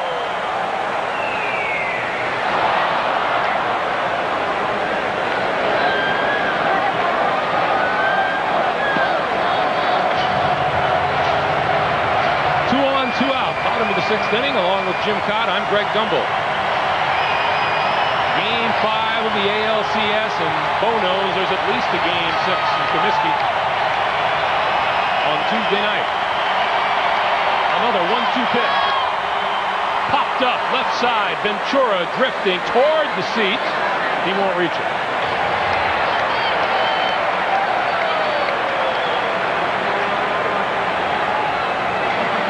Guys that begin to get their game faces on right now, even though it's a couple days early, Dave Stewart and Alex Fernandez. As even though they both know they're starting Game 6, situation's going to be different. At this point, they look at the scoreboard, Stewart figuring he's got a chance to pitch the game that wins it. Fernandez has to look at keeping the White Sox in the series.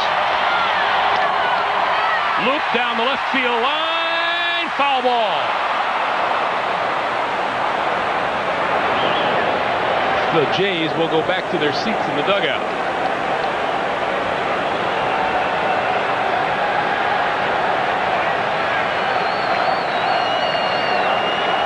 As a starting pitcher, you start the game sitting on the bench, you just kind of sit back and enjoy things. But as it gets into this part of the ball game, then you begin to think ahead as to what your task is going to be in your next start. The two pitchers, interesting to look at. Dave Stewart was beatable, but won. Alex Fernandez pitched well enough to win, but lost. Back at Game 2. Another 1-2 pitch. Fouled at the plate.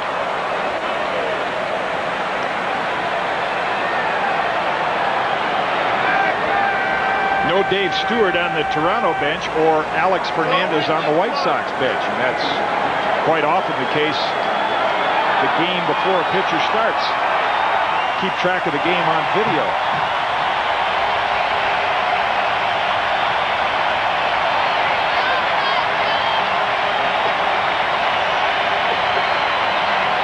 More noise from the Blue Jays crowd. Another 1-2 pitch to Carter. Got him swinging. Good at bat by Carter, but De Leon finally gets him. We'll go to the 7th inning. 4-1 Blue Jays.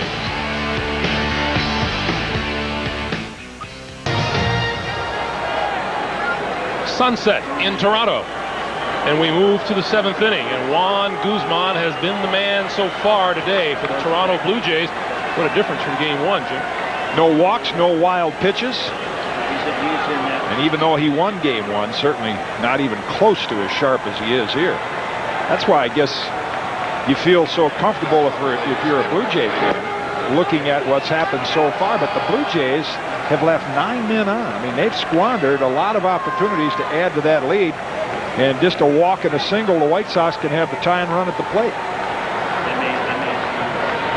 Joey Cora 0 for 2. And it's 2-0. I'm sure you talked to Gene LaMotta after the game. You figure it could have been much worse than it is right now.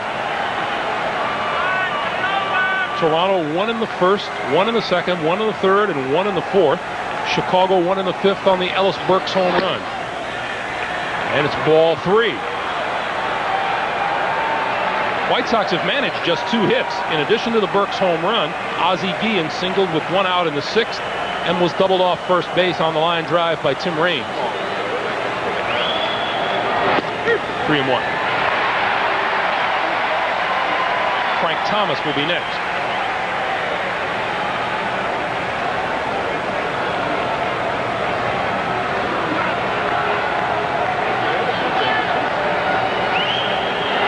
And that's ball 4, and Cora's on base. That'll bring Frank Thomas to the plate, and in the 6th inning yesterday, this is what Big Frank did.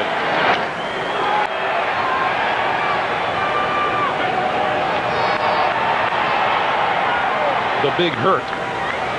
Todd Stottlemyre recognized that sound as soon as contact was made. You saw him look down at the ground. First base on balls given up by Guzman today. Here's strike one, and with each additional base on balls, the Chicago White Sox set an ALCS record now. That's the 26th of the series. But the first allowed by Guzman. Thomas struck out in the first, flied out in the fourth.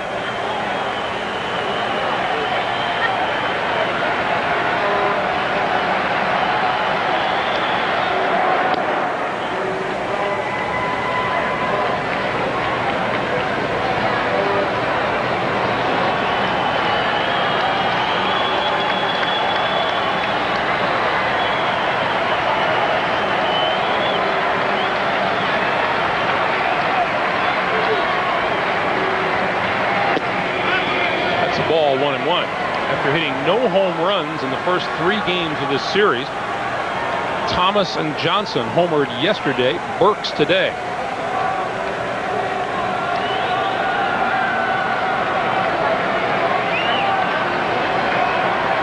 There's Lance Johnson on the right, Tim Raines on the left.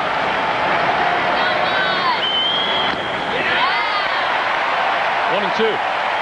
So it makes this an important inning for Juan Guzman from a pitching standpoint. Makes it an important inning for Frank Thomas for the White Sox, because if they do not get to Guzman in this inning, it's quite possible that Thomas would not come to bat again, and they would be looking at Dwayne Ward in the 9th inning.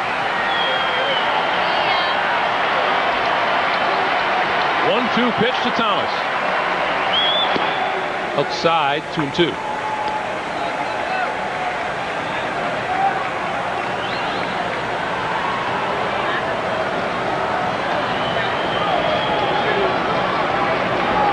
Game 5 of the American League Championship Series will be in Comiskey Park in Chicago Tuesday night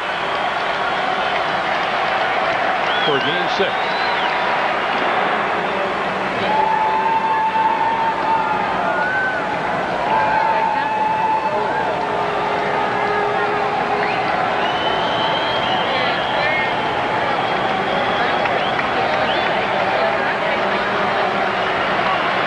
The count on Thomas. Fouled it back. White Sox happy to see those occasional throws to first base, because the more you can take Juan Guzman's attention off throwing strikes, the better chance you have. You know, Cora would not be much of a threat to steal in this situation. White Sox would prefer to give Frank Thomas an opportunity to hit a 2-run homer. That last pitch, 96 miles an hour, would indicate Guzman hasn't lost any arm strength.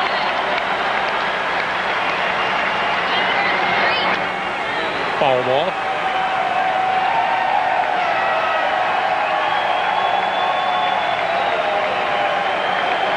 And with his next pitch now, Guzman will have reached 100 on the day. Take this moment to remind you, at the conclusion of today's game, Jim and I will select the Chevrolet Most Valuable Player of the game, and Chevrolet will donate $1,000 on that player's behalf to the Special Olympics. Wasn't that a dramatic swing? Dave Henderson in 1986, the last time the American League had a 7-game series. He hit the home run to tie it for the Red Sox, and they went on to beat the Angels in 7. Long at bat for Frank Thomas. 2 balls, 2 strikes. Cora at first. Nobody out here in the top of the 7th. Got him swinging.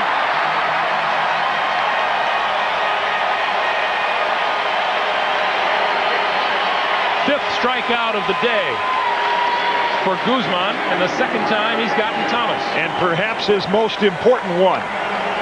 Even when you throw pitches in a hitter's hitting zone, if you have good stuff on them, you strike him out.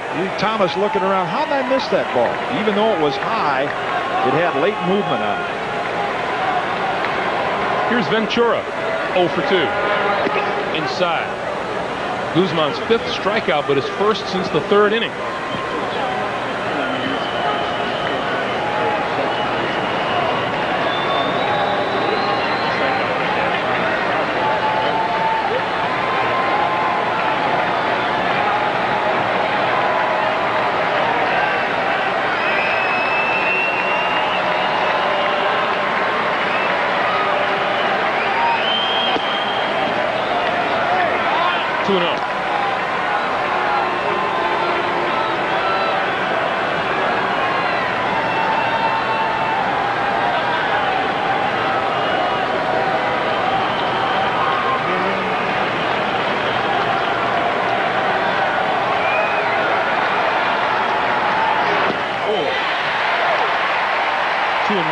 In case you're interested, there is no one throwing in the Toronto bullpen. Cito Gaston, as we found out yesterday, very, very patient with his starting pitchers. Big question today was whether he went too long with Todd Stottlemyre in yesterday's game. Lance Johnson got a triple off Stottlemyre. That was the big blow. Johnson, a left-hand hitter, but one of the relief pitchers in the Blue Jay bullpen, Al Leiter, was a starter for most of his career. Takes a little more time to get ready, and Leiter was not ready to come into yesterday's game. 2-1, foul pass first, and the count is now 2-2. Something else Cito Gaston has not done in this series yet is change a single one of his position players out on the field. Seldom does. The Blue Jays will have a set lineup more than any other team, but in addition to yesterday's decision, Cito has always been one that will give the starter the benefit of the doubt. You'll very seldom see him guilty of a quick hook, taking a pitcher out before most managers would.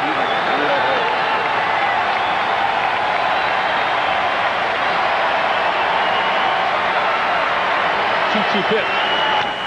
Chopper, Olerud to second for 1. Back to first. No, double play. Kaiser says he missed the base.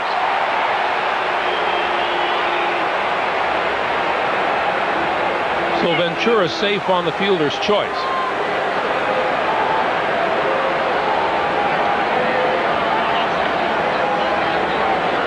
The end of that attempted double play. A lot of traffic at first base. And you see Olerud. That's the toughest double play to turn when the first baseman has to make the throw and then retreat. Really, it's the pitcher's job to get over there and become the first baseman. Guzman just coming into your picture didn't get there soon enough. So Olerud makes the catch, but on the move can't find the base with his left foot. And here's Ellis Burks, struck out in the second, homered for the only Chicago run of the day back in the 5th inning.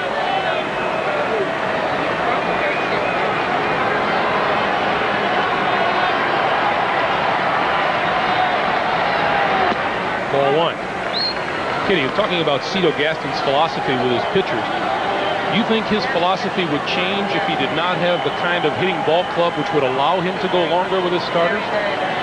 I think it would be more what he has in the bullpen. The Blue Jays, over the years, when Tom Hinkie was here, Dwayne Ward was a setup man. Mike Timlin was healthy. They had a deep bullpen, guys that you could go to and have confidence in the 6th and 7th inning. This year's team has been just the opposite of Blue Jay teams in the past. It has a good lineup, but I think Cito is hesitant to go to that bullpen because they have failed so many times this year. Even though Dwayne Ward has had a great year, he's blown several of Juan Guzman starts.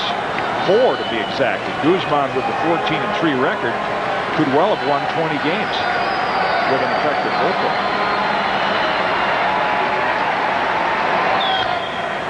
Burks follows it back, and it's 2-1.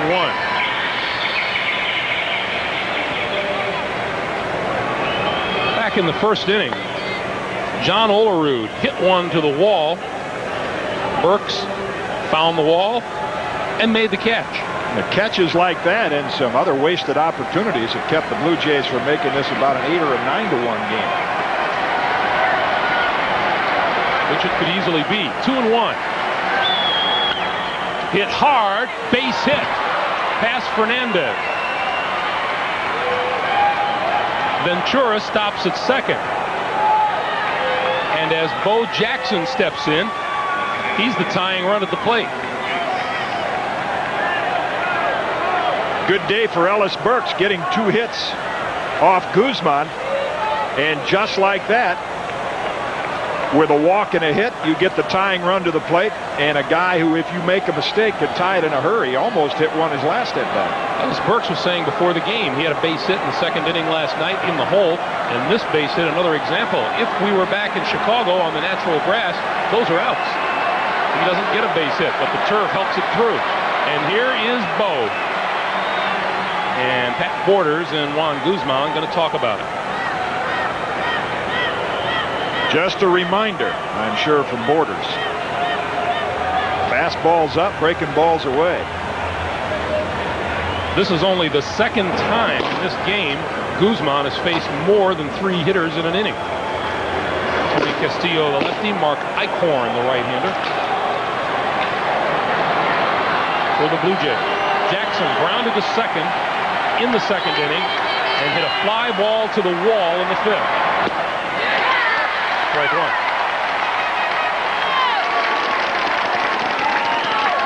Bo's wife, Linda,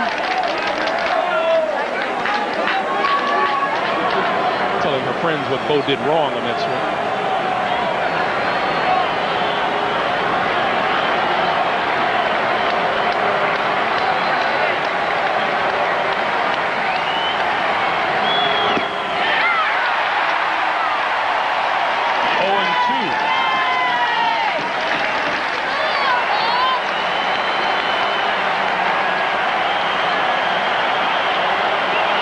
Heard David Cohn say you can go up the ladder, high, a little higher, and chances are that's what Guzman and Borders might try here.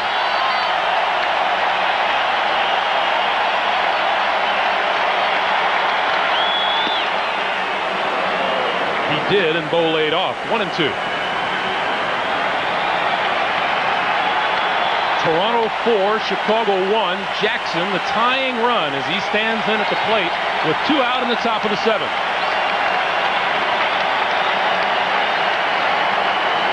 And Bo wants a moment.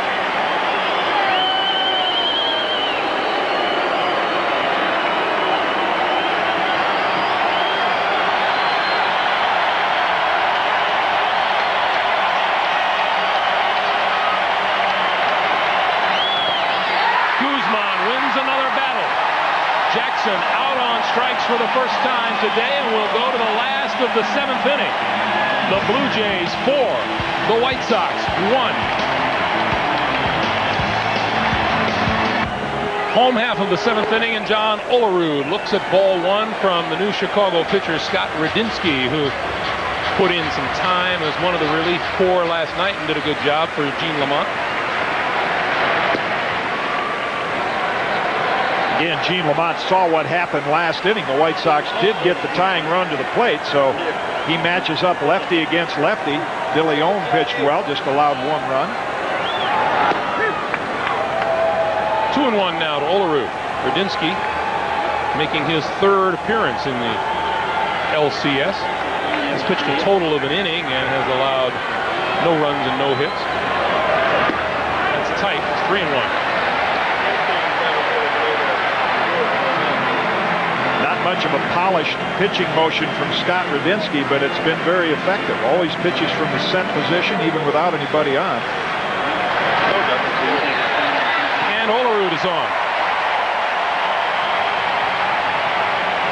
Take a look at how the last inning ended. A perfect pitching sequence by Guzman. After the high fastballs, there's that down-breaking slider. And it was Bo's big moment as his wife Linda looks on. And moment, the key word, because it was a big moment for the White Sox, and Ken Harrelson, their broadcaster, who has dubbed so many of their players with nicknames, has called Bo the big moment. Because no matter how many times he strikes out, he continues to come up in those situations where he can hit a home run in a dramatic situation.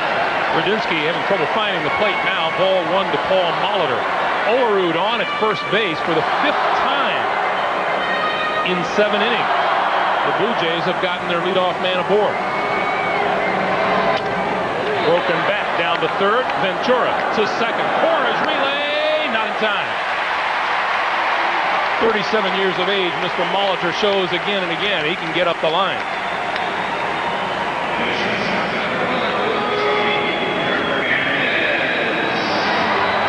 Just about every base runner that reaches first for the Blue Jays is a threat to steal. You mentioned Molitor's all-around good year, the best of his great career in all categories. Second to John Olerud for the batting title. Knocked in over 100 for the first time in his career and stole over 20 bases. 22 steals to be exact, and was only caught 4 times. Here's Fernandez. Ball 1.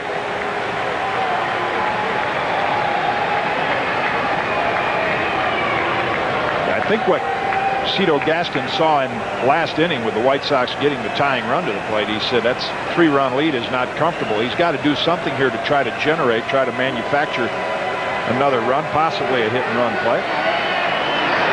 There's a base hit into right field. Molitor will take the turn at second. Burks comes up throwing. The play at third. Cut off. First and third for Toronto.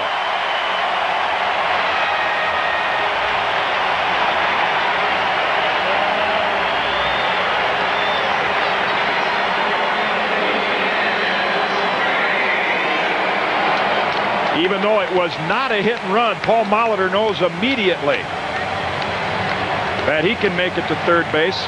Good base runner. You don't have to look at the coach in a situation like that. You can tell by where the ball is hit. And even though Fernandez, not as good a hitter from the right side of the plate, that was a great at bat finding that hole. And here comes Gene Lamont. With the right-handers Sprague and Borders and Henderson. Coming up, Gene Lamont. He's looking for a change here. And he is indeed making the call to the bullpen. Radinsky leaves. We'll take time out and come back to Sky Dome in just a moment. Toronto leading 4-1, threatening to get more. Mon is going to give his team every chance to try to get back in this game. You would normally see Hernandez out there in the 9th inning with a 1 or a 2-run lead. But he has seen all the opportunities Toronto has squandered. So he's treating this like a save situation. Day off tomorrow. Hernandez could come back on Tuesday night very easily. Ed Sprague, the hitter. Ball 1. Olerud began this inning with a walk. Molitor forced him at second. Fernandez singled. Molitor moved to third. Runners at first and third for the Blue Jays, and 1 out here in the last of the 7th. 1-1. Ed Sprague probably saying all these situations that I've had a chance with 2 out. I've ended all the rallies. Now I've got a chance with 1 out. And what do? They bring the closer in, their best pitcher out of the bullpen. Fastball in the mid-90s with a good forkball. Line in the left center field. Base hit. Run scored. Fernandez goes to third. And Ed Sprague says, "Take that, you naysayers."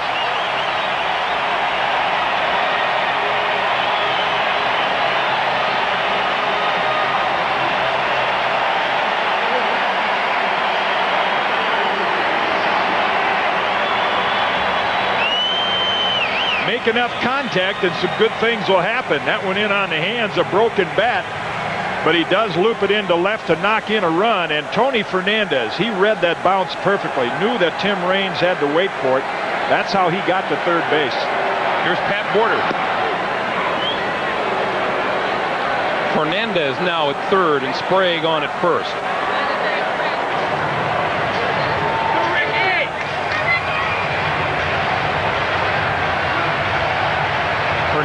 the fourth pitcher of the day for Chicago. Jack McDowell started. De Leon came on in the third, Radinsky in the seventh, and Hernandez here in the seventh. 0-2 now.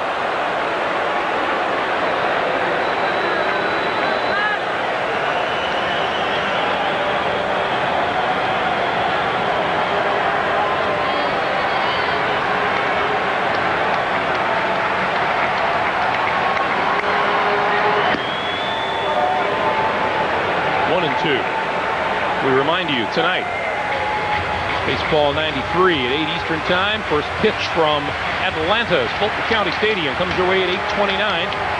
Game 4 of the National League Championship Series between the Braves and the Phillies. And that's a foul ball as Borders throws his bat at it.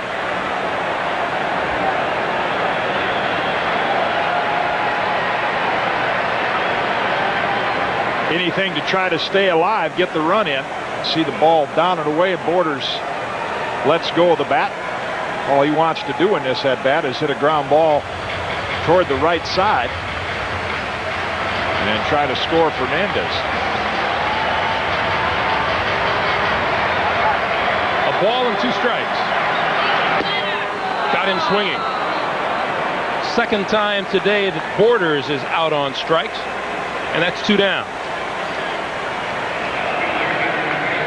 They'll look at Hernandez's explosive fastball in a perfect spot. Here's Ricky Henderson. Doubled and scored in the first, popped out to second in the second.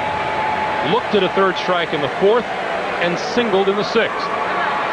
And caught stealing by Ron Karkovic. Strike 1.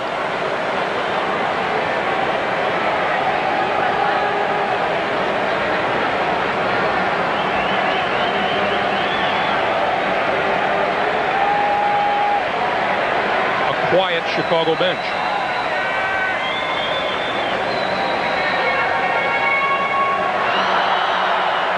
And the bulldog look of Juan Guzman in the Toronto dugout. Another broken bat towards second. Cora makes the play, and the Blue Jays are retired in the seventh, but not before they add 1, and a big one it is after 7 innings. 5-1 Toronto. Innings, a yield of 1 run, the home run by Burks on 3 hits. Walked just 1 and struck out 6 today. In game 1, he walked 8 and struck out 3. And the new pitcher is Tony Castillo.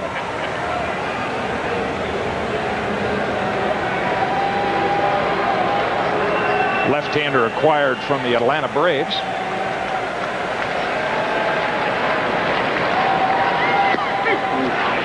Oh, 2 now on Lance Johnson. Bottom third of the Chicago order. Johnson, Karkovic, Guillen.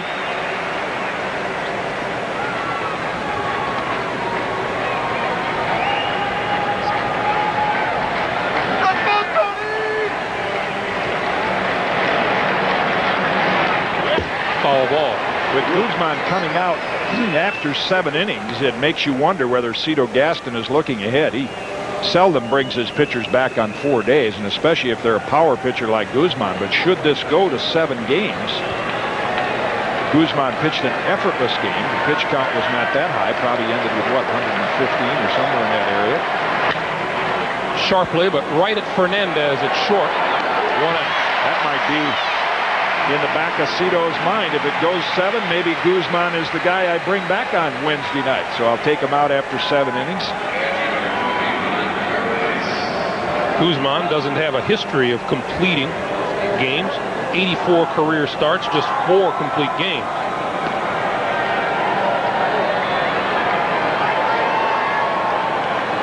Karkovic. Ball 1. See, he's going to dig in now and say, aha, I finally get a chance to face a left-hander. These right-handers been working me over with the slider and forkball. And he gets a left-hander who won't throw him a strike. 2-0.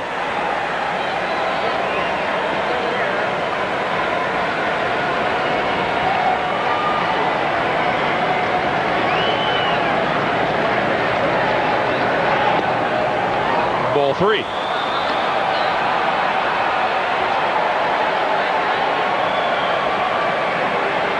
Karkovice hitless in 14 trips to the plate.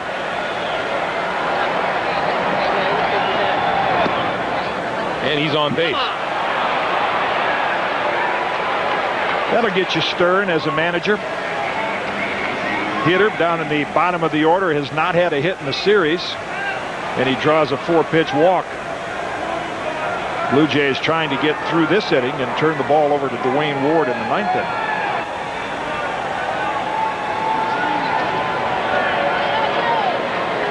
Here's Ozzie Guillen, who has one of the 3 Chicago hits.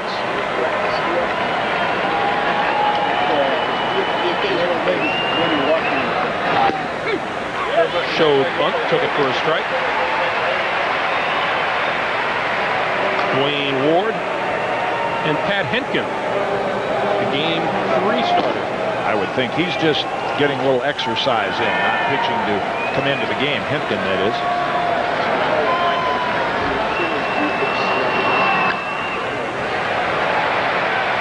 Castillo quickly ahead of Ozzie Guillen, 0-2. Again, looking ahead to if there is a game 7. Talked about Alex Fernandez loving cold weather, and that's Pat Hentgen's history. The difference in his record at Sky Dome and away from here is dramatic. And he grew up in Michigan, pitched a lot of games in snow flurries and cold weather, so he wouldn't mind the colder temperatures we'll probably get in Chicago. Chopper, Olerud, fair ball, down to second, double play. Nice job by John Olerud. The put out on Guillen at first, the tag on Karkovice at second, and they're out of the inning. We'll go to the last of the 8th. Blue Jays leading at 5-1. Is that a pretty picture? Toronto at night. We go to the last of the 8th. The Blue Jays leading the White Sox by a score of 5-1. Welcome back to Sky Dome, everyone. Devon White leading off the 8th inning and a ground ball to first. Frank Thomas with the unassisted putout. For those of you expecting to see 60 minutes, I'm Greg Gumbel along with Jim Codd. You're watching Game 5 of the American League Championship Series between the Chicago White Sox and the Toronto Blue Jays. 60 minutes will be seen immediately after the game. And then after 60 minutes, it'll be Game 4 of the National League Championship Series between the Atlanta Braves and the Philadelphia Phillies. That's all coming up tonight here on CBS. Robbie Alomar. A walk in the first, a walk in the third, an RBI single in the 4th, and another base hit in the 6th. 1-1. The pretty picture in addition to that sight overlooking Toronto for Blue Jay fans is the scoreboard, because this was a key game and is a key game for Toronto to win going back to Chicago. As much trouble as Jack McDowell has had with this lineup, Alex Fernandez has been successful. 4 starts during the regular season, including 3 wins. And the game you referred to a while ago, he pitched well enough to win in Game 2. So the White Sox have 2 outstanding pitchers to throw at Toronto in Game 6, and should it go Game 7, Wilson Alvarez. There's another base hit for Alomar.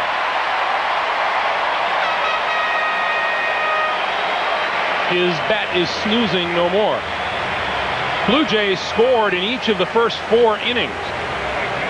A Jack McDowell error contributed to the one in the first. Ed Sprague's sacrifice fly in the second. John Olerud's RBI single in the third. And Robbie Alomar's base hit in the 4th. Ellis Burks homered for the first Chicago hit in the 5th inning, and then a base hit by Ed Sprague plated Olerud in the 7th inning. Here's Carter.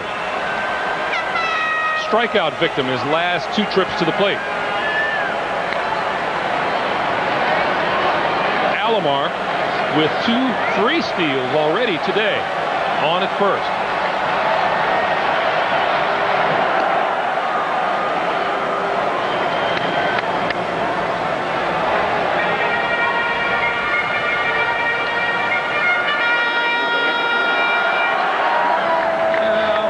close to victory, you can sleep tight.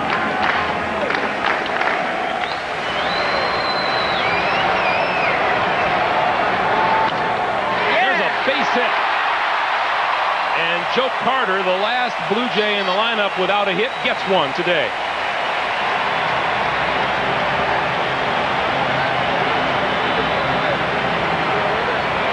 Pull hitter, but against Hernandez, a little tougher to pull, and Joe picks that hole between first and second.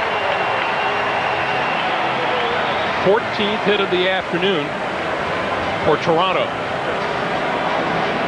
White Sox have managed just 3. Here's Olerud.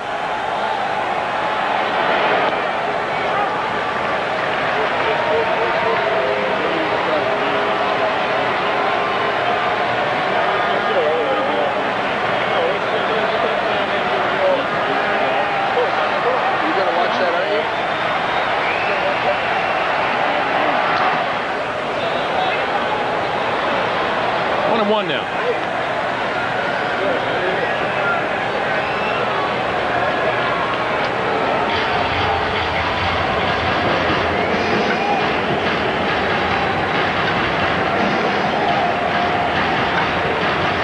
Bat game in the dugout.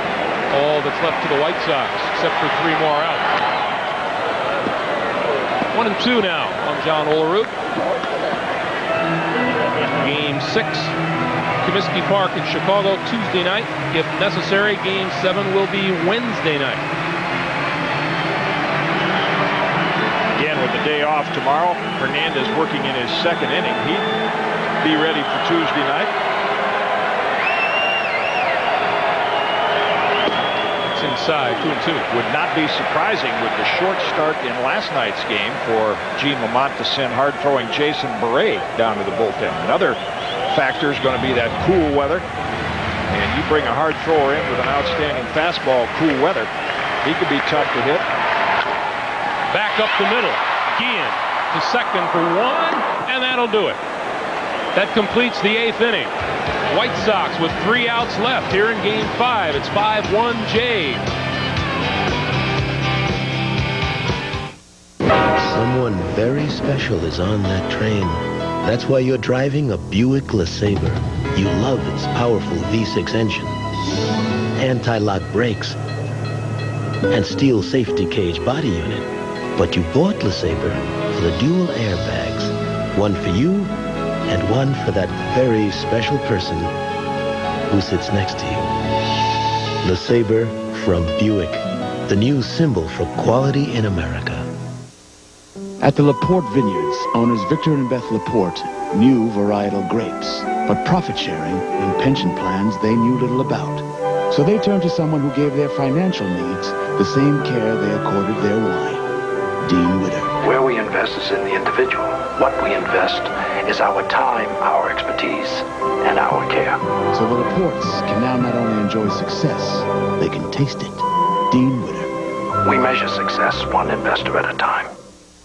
So, Mike, you're one of the last of the neighborhood pharmacists, I guess. That is correct. Seems you only carry Duracell batteries back there. That is correct. Can I figure out what makes them last so long? It's a mystery. Someday I'm going to solve it. But they're so dependable that there's no question or doubt I haven't any hesitation whatsoever in selling them. Any other kind of product in here you'd equate with Duracell batteries? None whatsoever. Nothing else in the store is as reliable? Nothing. Not even you? Well, I am. Duracell. No other battery lasts longer. That is correct. But why? Introducing a cereal from Kellogg's.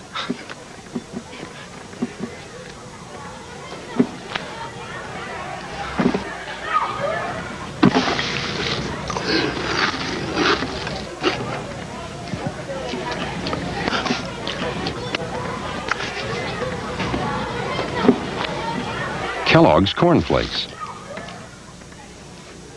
Taste them again for the first time.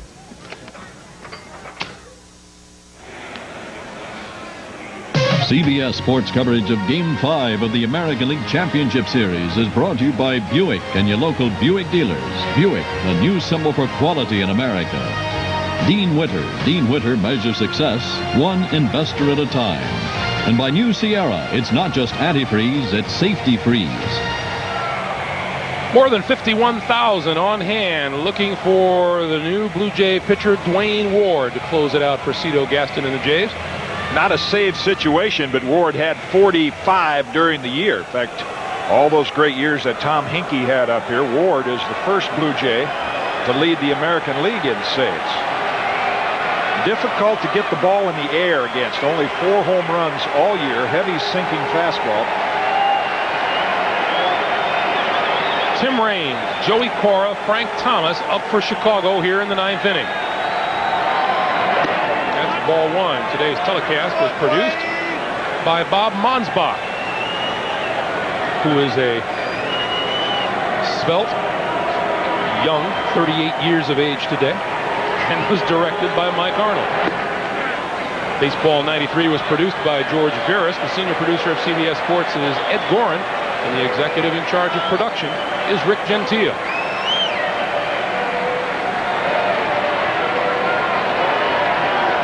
Pitch to Raines. 2-1.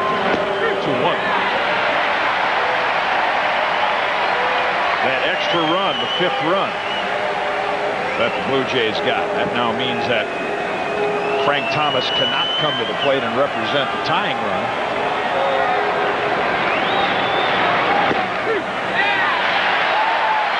Tim Raines didn't like that call. It's 2-2. Remind you, coming up next, once this game is over, 60 minutes in its entirety. And then from Atlanta, Game 4 of the National League Championship Series between the Braves and the Phillies.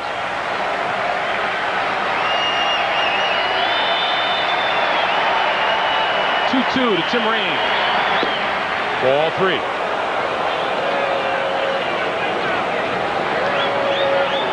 Object for White Sox hitters, Raines and Cora.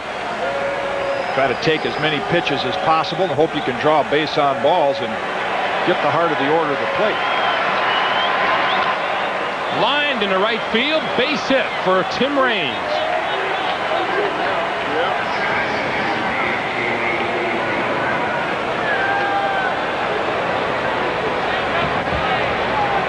Yeah, the White Sox need 4 to tie, but Tim Raines doing his part. This sets an ALCS record. That is his 11th hit of the series.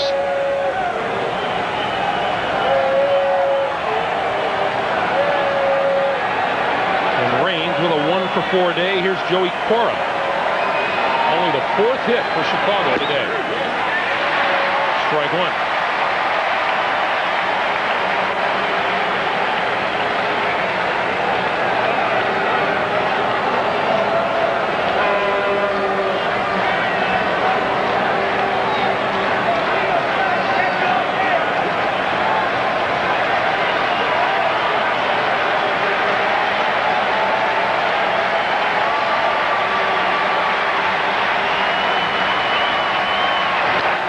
Cora fouls it back, and now Ward is ahead of him at 0-2. Talked about Roberto Alomar's bat coming alive. He had 10 hits in last year's American League Championship Series. Harold Baines did it. Marty Barrett, Fred Lynn of the Red Sox, Chris Chambliss of the Yankees back in 1976, but that's the new all-time record. Tim Raines. Cora out on strikes.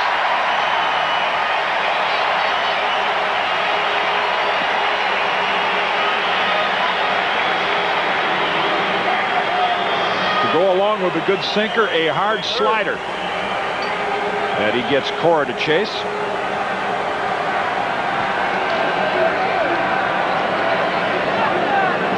Seventh strikeout by Toronto pitching today, the first by Dwayne Ward. Here's Frank Thomas, hitless in 3 trips to the plate, including 2 strikeouts and a good fastball for a strike. Fred McGriff and company. The Atlanta Braves hosting the Phillies. After 60 minutes tonight, first pitch now scheduled for 8:39 p.m. Eastern Time. 0-2.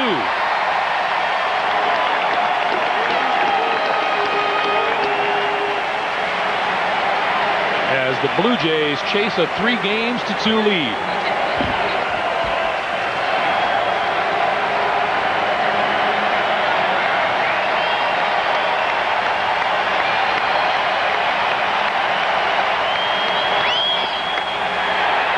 held up? Ken Kaiser says he did down at first and dares you to argue with him. He will be behind the plate in Game 6, Ken Kaiser, and then you'll get your first look at a left-handed strike call.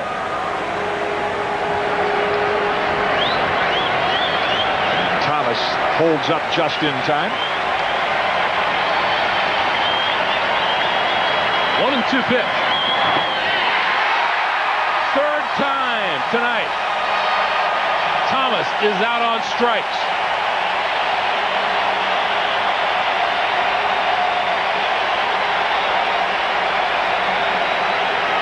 The Blue Jay pitching has dominated today. Not only Guzman with the hard slider, but now Dwayne Ward.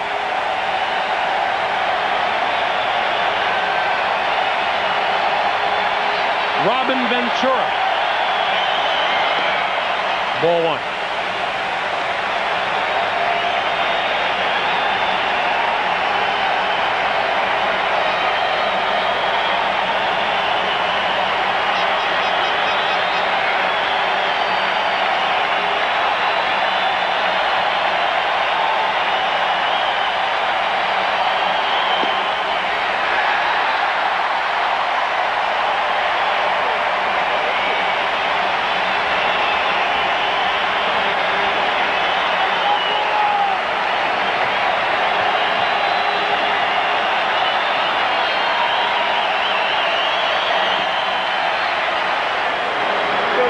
He held up on that swing, and it's 2-1.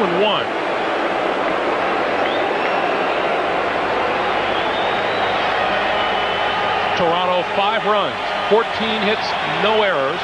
Chicago 1 run, 4 hits, 1 error. Hit deep to right field, way back and gone. Robin Ventura, 2-run homer, quieting the crowd and cutting the lead to 5-3.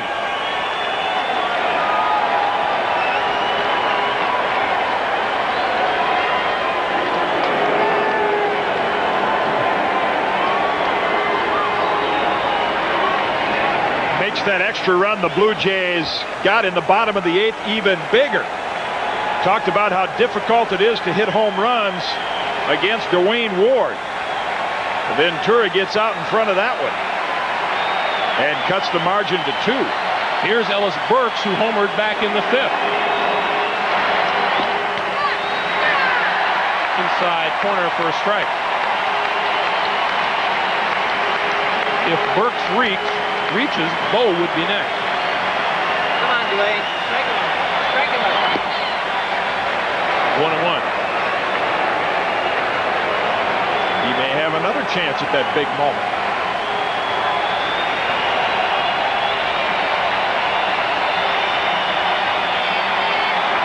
Come on, Dwayne. 1-2.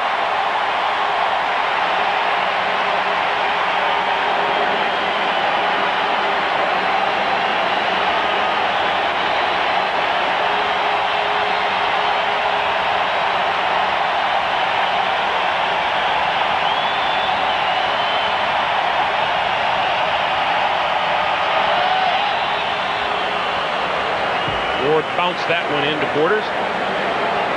It's 2 balls and 2 strikes.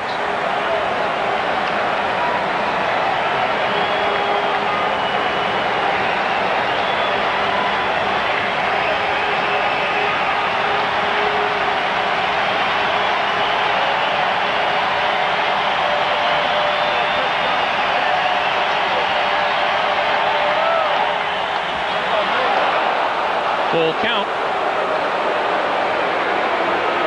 Dwayne Ward came on in Chicago and had some early control problems before closing the game out. 3-2 pitch. And he hit him. And what that does is that brings Bo Jackson to the plate as the potential tying run. And makes Cito Gaston squirm on the bench a little bit. You know what goes through a pitcher's mind? A short reliever, as you see this pitch well out of the zone and hits Ellis Burks, a short reliever feels as much for the starting pitcher as for himself. And even though this isn't a save situation, it would be Juan Guzman's win. 4 times Dwayne Ward has failed in opportunities to save a game for Juan Guzman. Bo stands in at 0 for 3. A ground out to second in the second inning. A fly ball to the wall in the 5th, and he went down swinging in the 7th. That strikeout in the 7th came with 2 men on. And he was the tying run at the plate back then.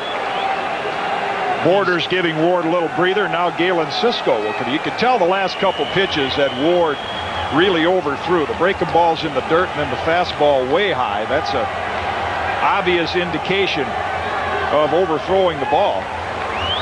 And they just like to calm him down and get him to relax a little bit right now.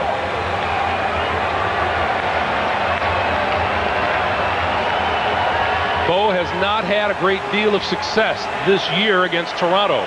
1 for 21 during the regular season. 0 for 9 in this series.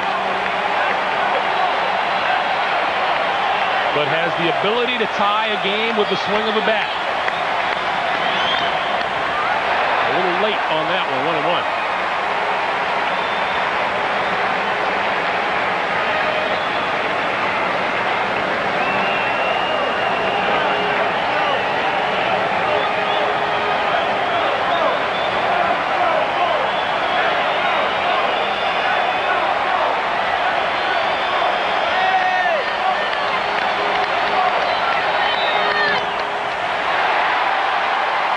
And that's the one that Bo Jackson wanted badly. That was the pitch Bo wanted. You figure you get one every at-bat, and that was the hanging breaking ball that Ward got by with. See Borders' target, and as soon as Bo missed that, watch his reaction. He knew that was a hitter's pitch. A ball and 2 strikes. Ellis Burks at first and 2 out. 5-3 Toronto. Linda Jackson looking on. Got him swinging. And for the first time in this ALCS, a home team comes up the winner. The Blue Jays win it 5-3 and take a 3-2 lead in the ALCS.